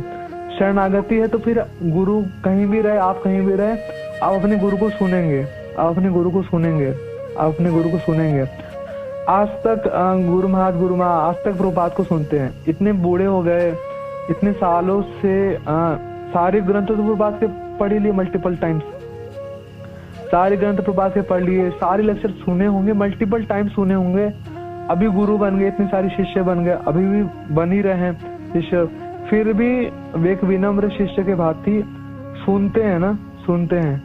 गुरु महाराज सुबह उठते हैं तो सबसे पहला कार्य जो करते हैं यही करते हैं कि अपने वो स्पीकर को ऑन करेंगे और श्रवण करेंगे अपने गुरु को, प्रभुपाद को सुनते हैं। गुरु माँ भी सुनती है एवरीडे, किसी भी दिन उनका मिस नहीं होने वाला। कोई एक ऐसा दिन जाए गुरु माँ से जब वो प्रभुपाद को ना सुने हो, असंभव है, इम्पॉसिबल है। अभी क्या सुनने की आवश्यकता है? सारे शास्त्र में पारंगत है, सब कुछ प्रभुपाद का अच्छा खासा घोल के पी लिया है, अब क्या आवश्यकता है? बट क्योंकि शरणागति है ना प्रभुपाद के लिए, इसलिए सुनते हैं, अभी भी सुनते हैं, है ना। तो हम लोग को क्यों नहीं सुनना चाहिए? तो इसी तरह से अपने गुरु को फॉलो करते हुए हम प्रभुपाद भी बोलते थे यही बात कि मेरे गुरु महाराज ने, भक्ति सिद्धांत महाराज ने मेरे अंदर एक क्वालिटी देखा था बस, कि I likes to hear him. मुझे उनको सुनना अच्छा लगता है, मैं उनको सुनता हूँ। बस यही मेरे गुण को देखा था उन्होंने, इसी गुण को उन्होंने, मैं सुनता हूँ, ये मेरे गुरु महाराज को बहुत अच्छा लगता था। प्रभुपाद जी बोलते थे अपने गुरु महाराज के लिए। तो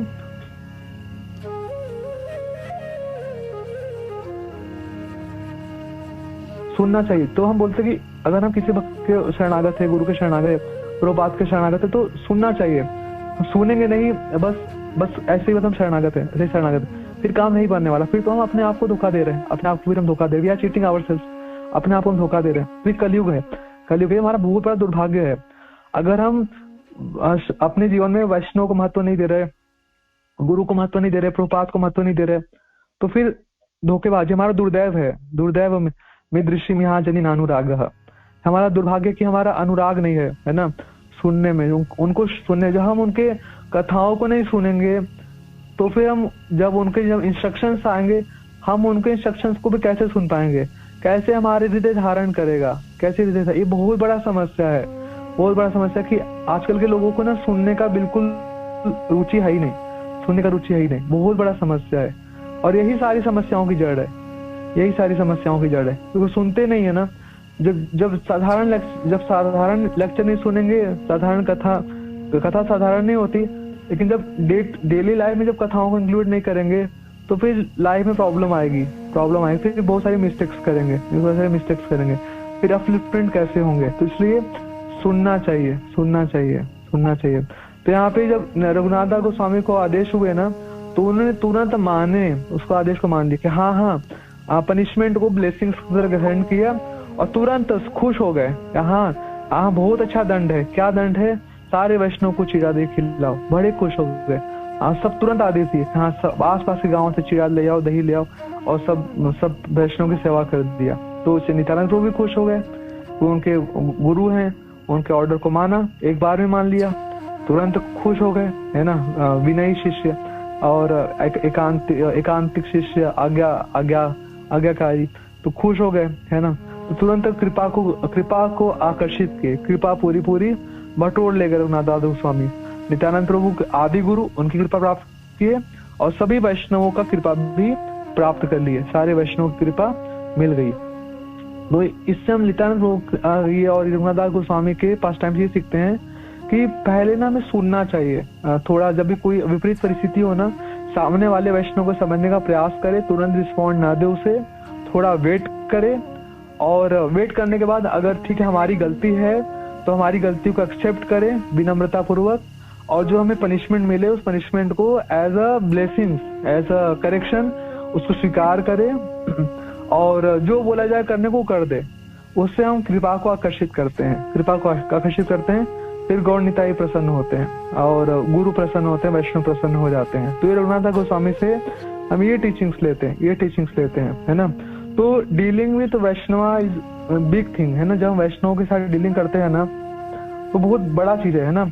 हमें सावधान रहना चाहिए, है ना। हमें समझना चाहिए क्योंकि किसके साथ हम डीलिंग कर रहे हैं, है ना। इवन छोटा से छोटा वैष्णव भी हो ना, तो वो कितना महान है, वो उसका महात्मा मानना चाहिए, है ना। तो चैतन्य चरितामृत में रूप शिक्षा में भगवान चैतन्य महाप्रभु भक्त का स्तर बताते हैं कि एक वैष्णव कितना महान है, एक छोटा कृष्ण भक्त कितना महान है। बोलते हैं रूप गोस्वामी से भगवान कहते हैं, तार मध्य स्थावर जंगम दुई भेद, जंगमे तिर्यक जल स्थल चर विभेद, तार मध्य मनुष्य जाति अति अल्पतर, तार मध्य म्लेच्छ पुलिंद बौद्ध शबर, वेदनिष्ठ मध्य अर्धेक वेद मुखे माने, वेद निषिद्ध पाप करे धर्म नाही गणे, धर्माचारी मध्य बहुत कर्मनिष्ठ, कोटि कर्मनिष्ठ मध्य एक ज्ञानी श्रेष्ठ, कोटि ज्ञानी मध्य हय एक जन मुक्त, कोटि मुक्त मध्य दुर्लभ एक कृष्ण भक्त। तो महाप्रभु कह रहे हैं देखो रूप, तो पहले तो भगवान बता रहे हैं कि दो तरह के जीव होते हैं, स्थावर जंगम, है ना। उसमें जंगम जीवों में कितने सारी योनियां है, 84 लाख योनियां, 84 लाख योनियों में कितने सारी संख्या है। जलजा 9 लक्षाणी, स्थावर लक्ष विंशति, क्रमयो रुद्र संख्या को, पंक्षिणाम 10 लक्षणम, 30 लक्षाणी पशव, चतुर्लक्षाणी मानुष। तो इतने सारे योनियां, उसमें से जल में रहने वाली योनियां कितनी, 9 लाख, और स्थावर यानी वृक्ष और पौधों की योनियां कितनी है, लक्ष विंशति, 20 लाख योनियां है। और कृमियों यानी कीड़े मकोड़े सरीसृपों की योनियां कितनी है, 11 लाख। रुद्र भगवान शंकर 11 रुद्र होते हैं ना, 11 लाख योनियां है। पक्षियों की संख्या कितनी है, 10 लक्षणम, 10 लाख। और 30 लक्षाणी पशुआ, चौपाए जो 4 पांव में चलते हैं पशु लोग, उनकी 30 लाख संख्या है। तो इतनी सारी तो यही सब में निकल गए, पशु पक्षियों में, पेड़ पौधों में, कीड़े मकोड़ों में। तो इसमें से सबसे कम योनि जो है ना, वो मनुष्य लोगों की है, ओनली 4 लाख, केवल 4 लाख योनि मनुष्य लोग की है। बहुत कम योनि है मनुष्यों की। उस 4 लाख योनियों में से भी बोलते हैं तार मध्य मनुष्य जाति अति अल्पतर, कम मनुष्य योनि है। तार मध्य म्लेच्छ पुलिंद बौद्ध शबर, उसमें से भी कितने लोग तो असभ्य है, म्लेच्छ है, पुलिंद बौद्ध शबर, जिनके पास सभ्यता ही नहीं है, उनको मनुष्य मानो ही मत, बोल रहे हैं वो तो ठीक है, ऐसे ही है बस। वेद निष्ठ मध्य तर्धे का वेद मुख्य माने, उन जो थोड़े बहुत सभ्य मनुष्य हैं, जो थोड़े बहुत वेद को मानते हैं, वो बस मुख से वेद को मानते हैं, वो बस मुख से वेदों को मानते हैं। वेदों में जो मना किया गया है निषिद्ध पाप है ना, वो सब का आचरण करते हैं। वो मुख से बोलेंगे कि वो चतुर्वेदी है, द्विवेदी है, त्रिपाठी है, शर्मा है, उपाध्याय है, वो मुख से वेदों का बोलेंगे, लेकिन वो आचरण वेदों वाला नहीं करेंगे, है ना। तो उसमें भी बोलते हैं कि ठीक है, जो वेदों का आचरण करते भी हैं, धर्माचारी मध्य बहुत कर्मनिष्ठ, जो वेदों का आचरण भी करेंगे उनमें से भी बहुत सारे लोग कर्मी है। वेदों में जो सकाम कर्म कांड बताया गया कि ये करो तो ये मिलेगा, ये करो तो ये मिलेगा, बहुत सारे लोग तो कर्म कांड में फंस कर्मी बन गए। अच्छा, तो फिर बोलते हैं ठीक है, कोटि कर्म मध्य निष्ठ एक ज्ञानी श्रेष्ठ, करोड़ों करोड़ कर्मियों से एक ज्ञानी श्रेष्ठ है। ठीक है, ज्ञानी वत श्रेष्ठ बता दी भगवान ने। अब फिर बोल रहे कोटि ज्ञानी मध्य है एक जन मुक्त, करोड़ों करोड़ ज्ञानी आएंगे, उनमें कोई एक होगा जो मुक्त बन जाए, मुक्त होगा, मुक्त बनेगा। फिर भगवान कहते हैं आखिरी में कि कृष्ण भक्त का स्तर क्या है, कोटि मुक्त मध्य दुर्लभ एक कृष्ण भक्त, करोड़ों करोड़ों करोड़ों करोड़ों जो मुक्त आत्माएं होंगे, उनमें कोई एक विरला होगा जो कृष्ण भक्त शायद बनेगा, दुर्लभ। उसमें भगवान बोले दुर्लभ एक कृष्ण भक्त, सुलभ नहीं बोल रहे कि कोटि ज्ञानी मध्य में एक बनेगा, भगवान बोले दुर्लभ है, बन जाए तो बन जाए, विरला है ना। तो एक कुछ छोटा सा भी भक्त है ना, even very small devotee of Lord Krishna, तो वो स्तर है, ये इतना सब कुछ लांग के आया है वो, है ना, इतना ऊंचा स्तर है ये।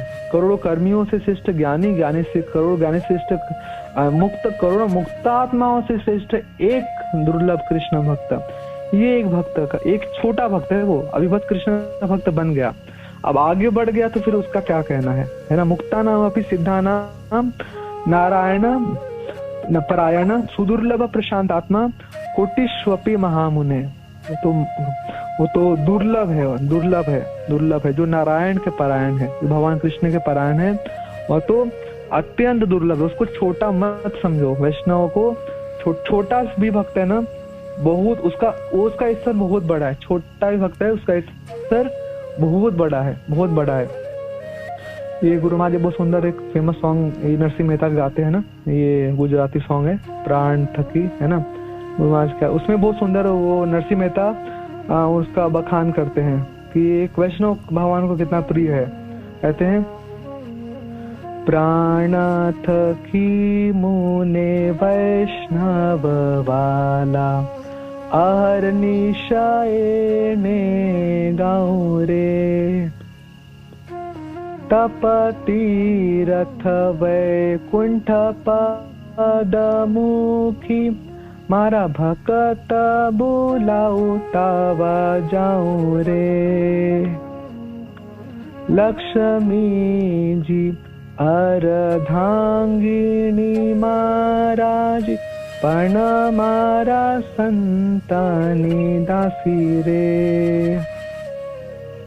68 तीरथ मारा संतानी चरणे, कोटि गंगा कोटि काशी रे। संत चाले त्यागु आगण चालू, अने संत सोवे तो हूँ जागू रे। मारा संतानी निंदा करे एनी जीव, मारा संतानी निंदा करे एनी जीवा सा घड़ी का काटू रे। मारा बांध्या वैष्णव छोड़े, वैष्णव बांध्या मैं नौ छूटे रे।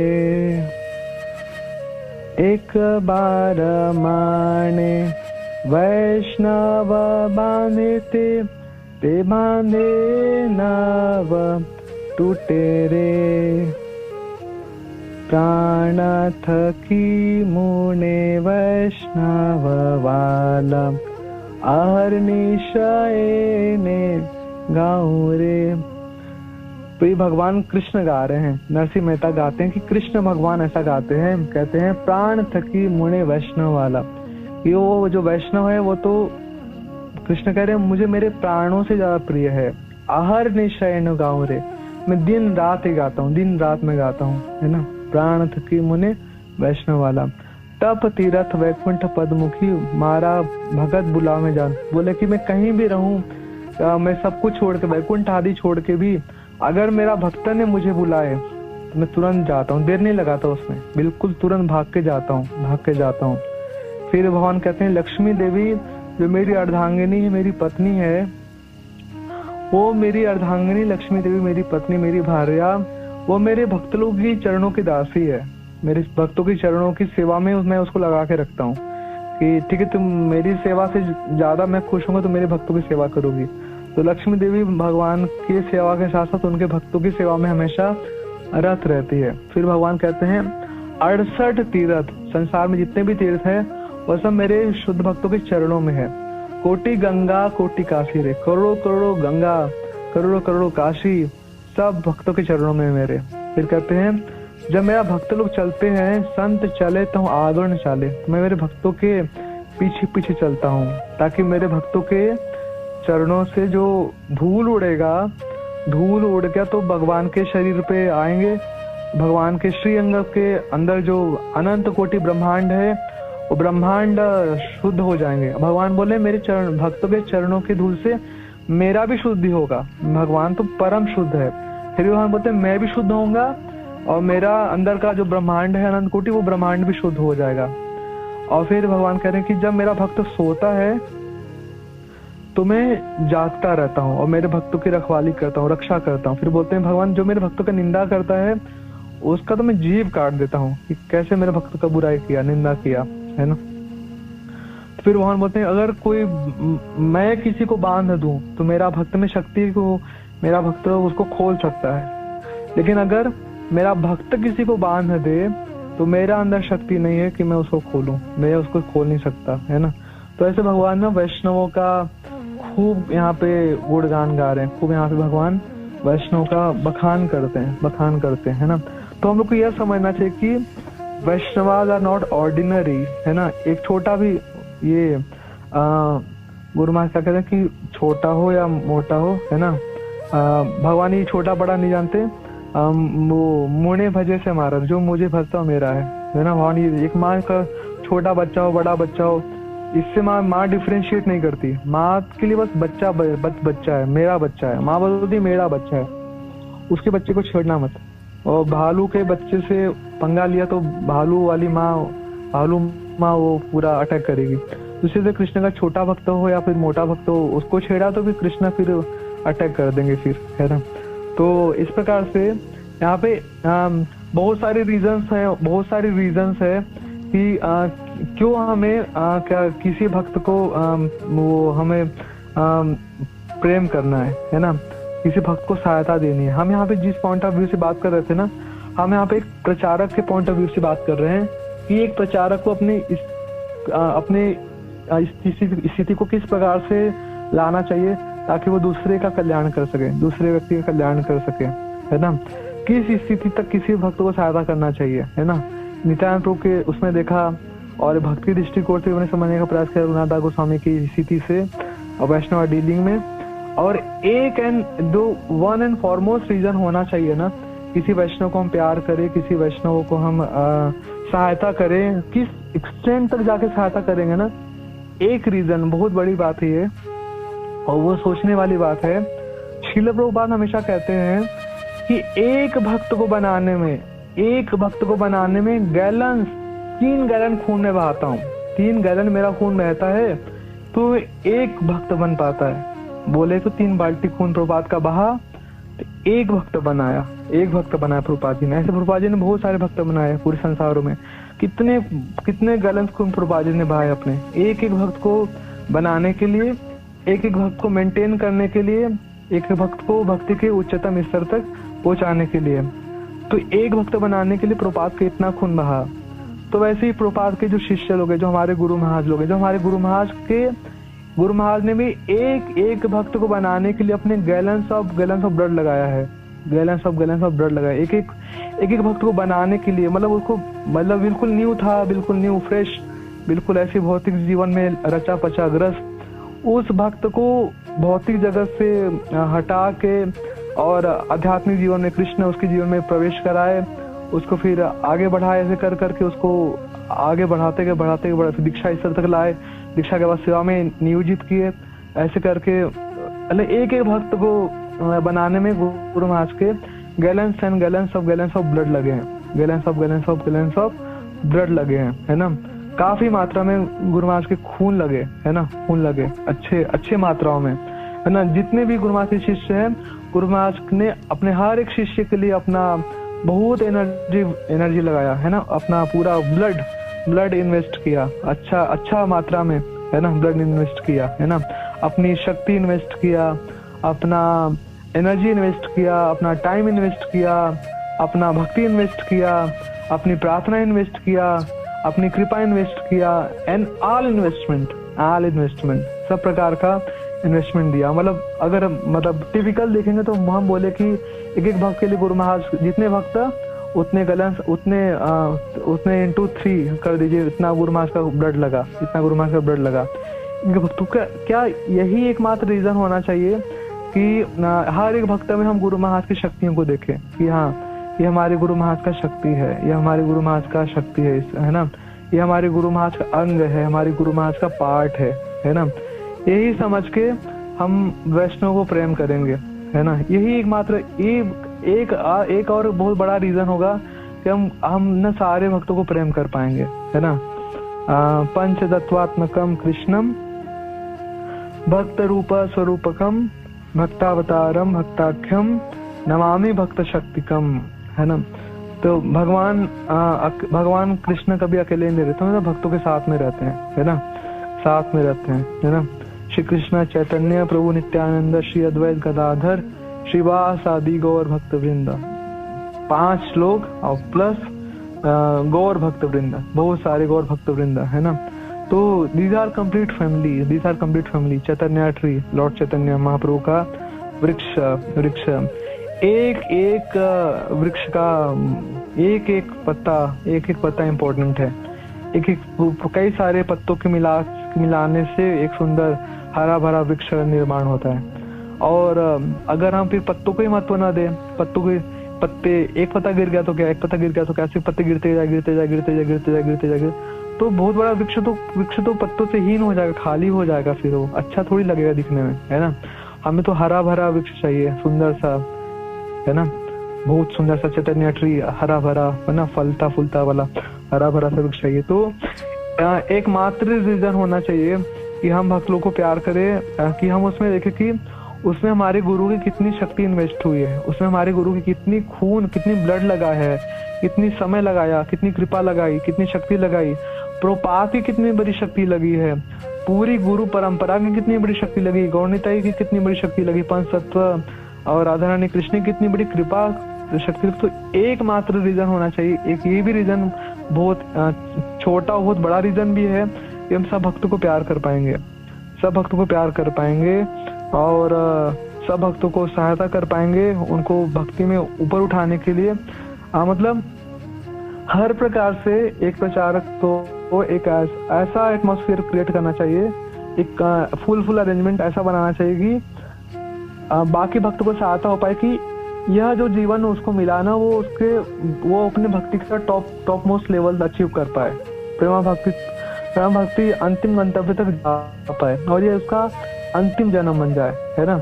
इस प्रकार से हमारे गुरु को भी सहायता कर रहे होंगे, हम प्रभुपाद को, पूरी परंपरा को भी सहायता कर रहे होंगे। और हमारा अगर सारे भक्त ऐसा जान लेना, फिर देयर विल बी कोई भी तरह का कोई गड़बड़ी होगा ही नहीं, कोई भी तरह का कुछ इल फीलिंग, कुछ खींचा खाची, कुछ प्रॉब्लम XYZ जो भी कुछ होता है ना, वो कुछ खत्म हो जाएगा। ये एक बात को पकड़ ले कि हर एक भक्त के लिए हमारे गुरु महाराज ने बहुत शक्ति लगाई है, बहुत गले में खून बहाया, बहुत सब कुछ अपना डाला है।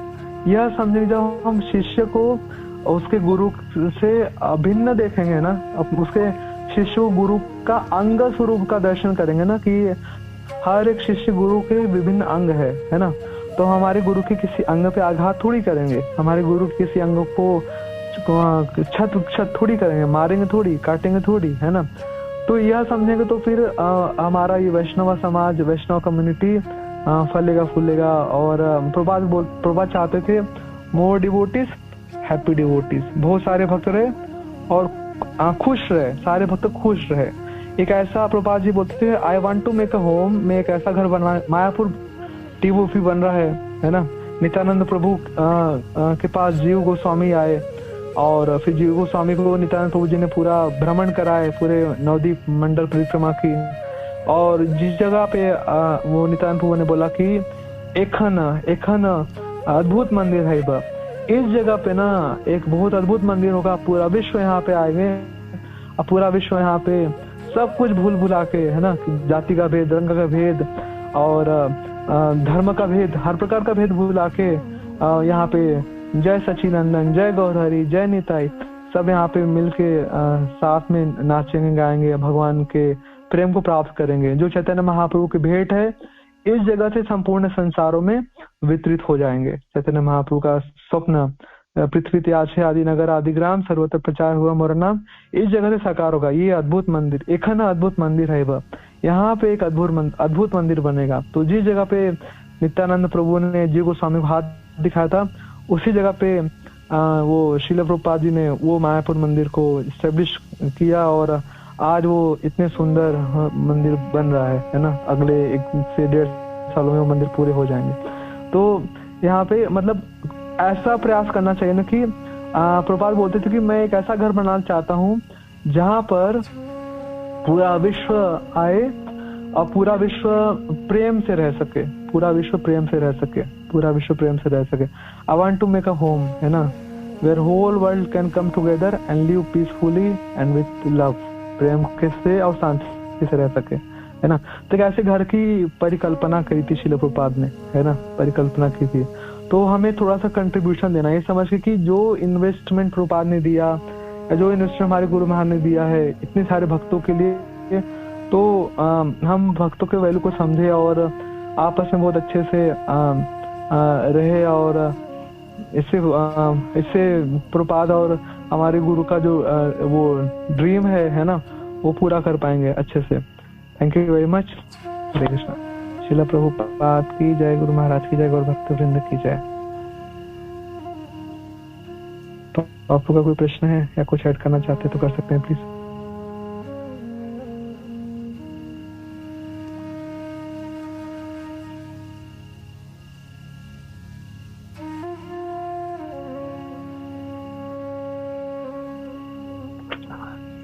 हरे कृष्ण प्रभु जी दंडवत, हरे कृष्ण प्रभु, हरे कृष्ण प्रभु जी दंडवत प्रणाम। बहुत सुंदर क्लास प्रभु जी, बहुत सुंदर क्लास प्रभु जी। आपने कुछ क्लास के अंदर बताया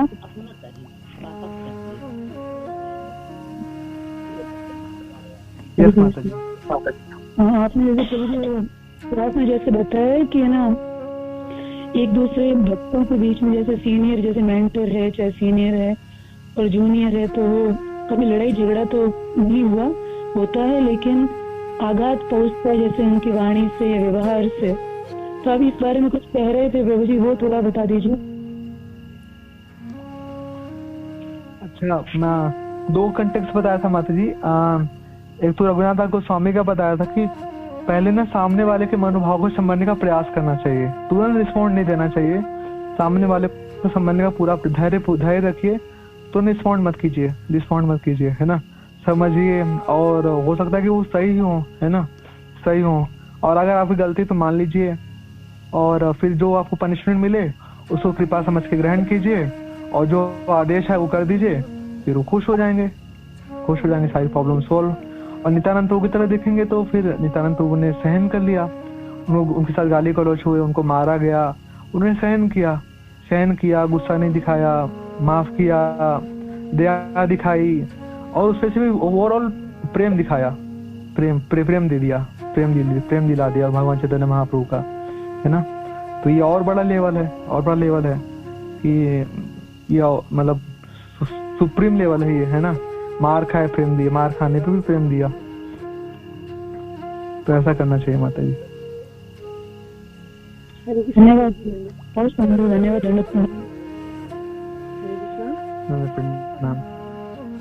यस माता जी। प्रभु जी, जैसे हमें पता है कोई भक्त है कि गलत कर रहा है, और तो फिर उससे कैसे प्रेम किया जाए प्रभु?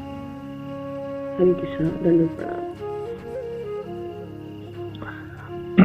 माता जी, इस संसार में ना नोबडी इज परफेक्ट, कोई परफेक्ट है नहीं, ठीक है ना। यहाँ पे जब हम चैतन्य महाप्रभु के गुणों को देख रहे थे, चैतन्य महाप्रभु ने एक गुण बताया कि निर्दोष, ठीक है। वो उसको आप गुण को देखिए ना, उसको गुण को देखिए। एक उदाहरण बताता हूँ। एक बार एक श्रील प्रभुपाद के सन्यासी कुछ शिष्य थे, तो फिर उन्होंने सन्यास छोड़ दिया और प्रभुपाद जी को डंडा भेजा, सन्यास वस्त्र और डंडा भेजा वापस कि sorry Prabhupada, I can not continue सन्यास, सो प्लीज एक्सेप्ट योर डंडा एंड योर सन्यास वस्त्र बैक। तो तमाल कृष्ण महाराज प्रभुपाद के पास लेके गए, तो महाराज उसका ऐसा लेटर आया है प्रभुपाद, और ये उसको डंडा भिजवाया वापस और कपड़े भिजवाया है। तो प्रभुपाद जी सोच रहे तमाल कृष्ण महाराज प्रभुपाद जी बहुत नाराज होंगे, वो डांटेंगे, गुस्सा करेंगे। तो वो प्रभुपाद जी बिल्कुल थोड़ी देर के लिए गंभीर रहे। फिर उसको प्रभुपाद जी बोले, सब भक्तों बैठे थे प्रभुपाद के रूम में, प्रभुपाद बोले see how responsible that devotees, उसको चिंता है कि ये मेरा डंडा है, तो फिर वो मेरी डंडे को वापस भिजवा रहा है ना, कितना रिस्पॉन्सिबल है वो। मतलब यहाँ पे क्या अच्छा गुण देखने का बात है। बट प्रभुपाद जी मतलब उस पे भी उसका अच्छाई देख कितना वो जिम्मेदार भक्त है कि उसने, ठीक है सन्यास छोड़ दिया कोई बात नहीं, लेकिन उसने उसको चिंता था कि डंडा ये वस्त्र मैंने दिया था तो ये वापस कर दे, है ना, वापस करे। तो उसने भिजवाया है, उसने वापस भिजवाया है। तो उसके गुणों को देखा, है ना। तो भक्ति सिद्धांत महाराज थे, एक भक्त था वो कुछ अच्छा नहीं करता था, कोई सेवा नहीं करता था, लेकिन वो प्रसाद बहुत अच्छे से खाता था, बहुत टाइम से प्रसाद आता, वो बहुत मन लगा के प्रसाद खाता था। तो भक्त लोग उसकी बुराई करते थे कि ये ऐसा करता। तो भक्ति महाराज बोलते कि लेकिन वो प्रसाद बहुत मन से खाता है। प्रसाद खाना कौन सी वो बात है, सब प्रसाद मन से, लेकिन वो बहुत मन से प्रसाद करता है। उसके गुड़ देख रहे हैं वो, मतलब गुड़ नहीं भी है तो भी गुड़ देख रहे हैं, है ना। देखिए अगर हम किसी के अंदर बुराई देखेंगे ना, ठीक है बुराई है, बुराई तो हम सबके अंदर है, ठीक है, और बुराई देखने से हो रहेगा ना, तो उसकी 1% बुराई हमारे अंदर आएगी, है ना। तो जो भी हम बुराई देख रहे हैं ना, उसके 1% बुराई हमारे अंदर आएगी, ठीक है। हम बुराई देखे, बुराई हमने किसी को देख के किसी को बताया, तो मतलब कि वो 1% बुराई हमारे अंदर उसकी आ गई, ठीक है, क्योंकि हमने उस पर ध्यान लगाया, अपना ध्यान केंद्रित किया। और किसी के हमने गुण को देखा, बुराई को देखा कि बुराई है, लेकिन फिर हमने अवॉइड किया, हमसे क्या मतलब है ना, वो जाने, है ना। और हमने गुण को देखा, ठीक है बुराई तो सब में होती है, गुण भी तो है ना, हमें बार बार ध्यान बुराई की तरफ क्यों जा रहा है, हमें उसके अंदर गुण भी तो होंगे ना, गुण के अंदर ध्यान क्यों नहीं गया हमारा। तो गुणों को देखेंगे तो उसके गुण 1% हमारे अंदर भी आएंगे। अब आपकी चॉइस है, आप बुराई को, सबके अंदर बुराई देखे कि ये बुराई अपना इकट्ठा करते जाइए उसका कि आप उसके गुणों के, बुराई को अनदेखा करिए, गुणों को देखते गुणों को दिखिए, गुणों को दिखाइए।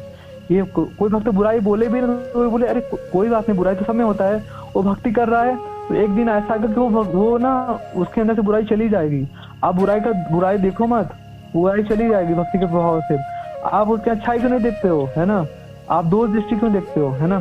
तो उसकी अच्छाई को देखो, उसकी अच्छाई गिनवाओ, तो उसकी अच्छाई आपके अंदर आएगी। तो चुनाव आपको करना है कि आप बुराई ग्रहण करिए कि अच्छाई ग्रहण करिए, है ना। तो हमें अच्छाई ग्रहण करना चाहिए। जी जी प्रभु जी, ऐसा है, अच्छे तो बहुत है, बहुत अच्छे हैं और सभी को पता है बहुत अच्छे थे, लेकिन अब उनसे ना बातें करना, यहाँ पे जाना थोड़ा सा ही लगता है। जैसे आप कह रहे हो कि भाई जाना चाहिए, तो फिर हम कोशिश करेंगे उनसे मिलने। हरे कृष्णा प्रभु जी, दंडवत प्रणाम। हरे कृष्ण माता जी, दंडवत प्रणाम। हरे कृष्णा प्रभु जी, दंडवत प्रणाम। हरे कृष्णा। दंडवत प्रणाम माता जी। यस माता जी। प्रभु जी, हाँ प्रभु जी, ये जो आपने जिक्र किया नारद का पंचरात्र, तो नारद के पंचरात्र क्या चीज है और इसमें क्या, नारद जी का क्या चीज है, इसमें क्या चीज है नारद पंचरात्र? माता जी, दो विधियां होती हैं एक्चुअली। भक्ति में दो रूल होता है।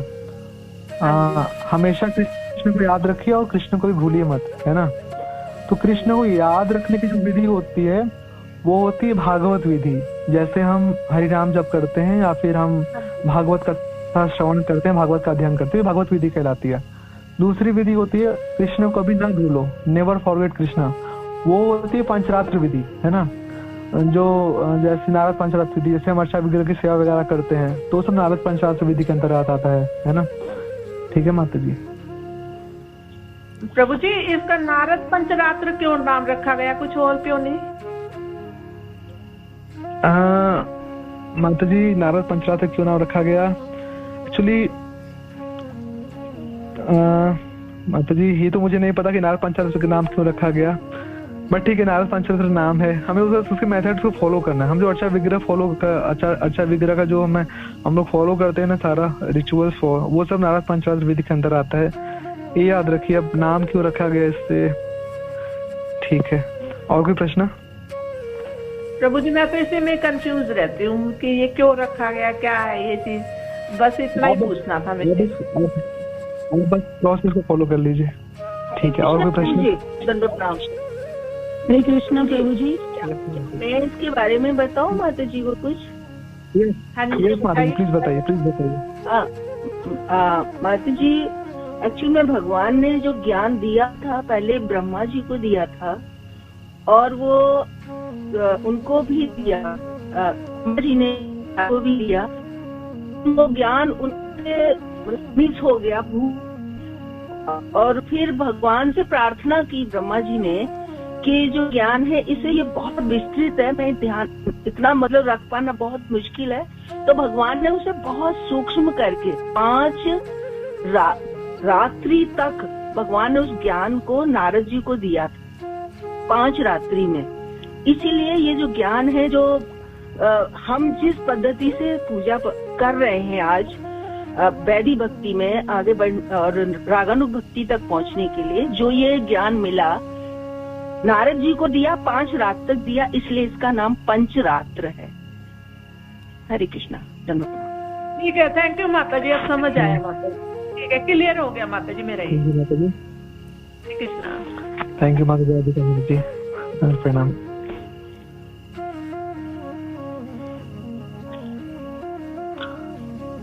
और कोई प्रश्न है?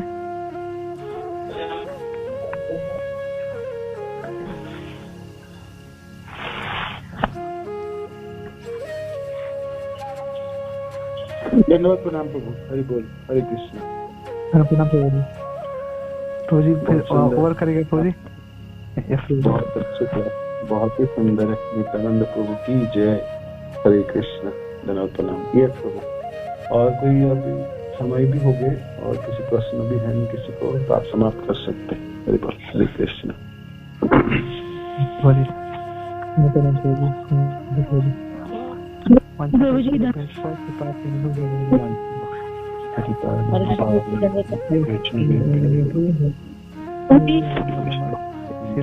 हरे प्रभु, दंडवत प्रणाम प्रभु जी। हरे कृष्णा, हरे कृष्णा। हरे कृष्ण।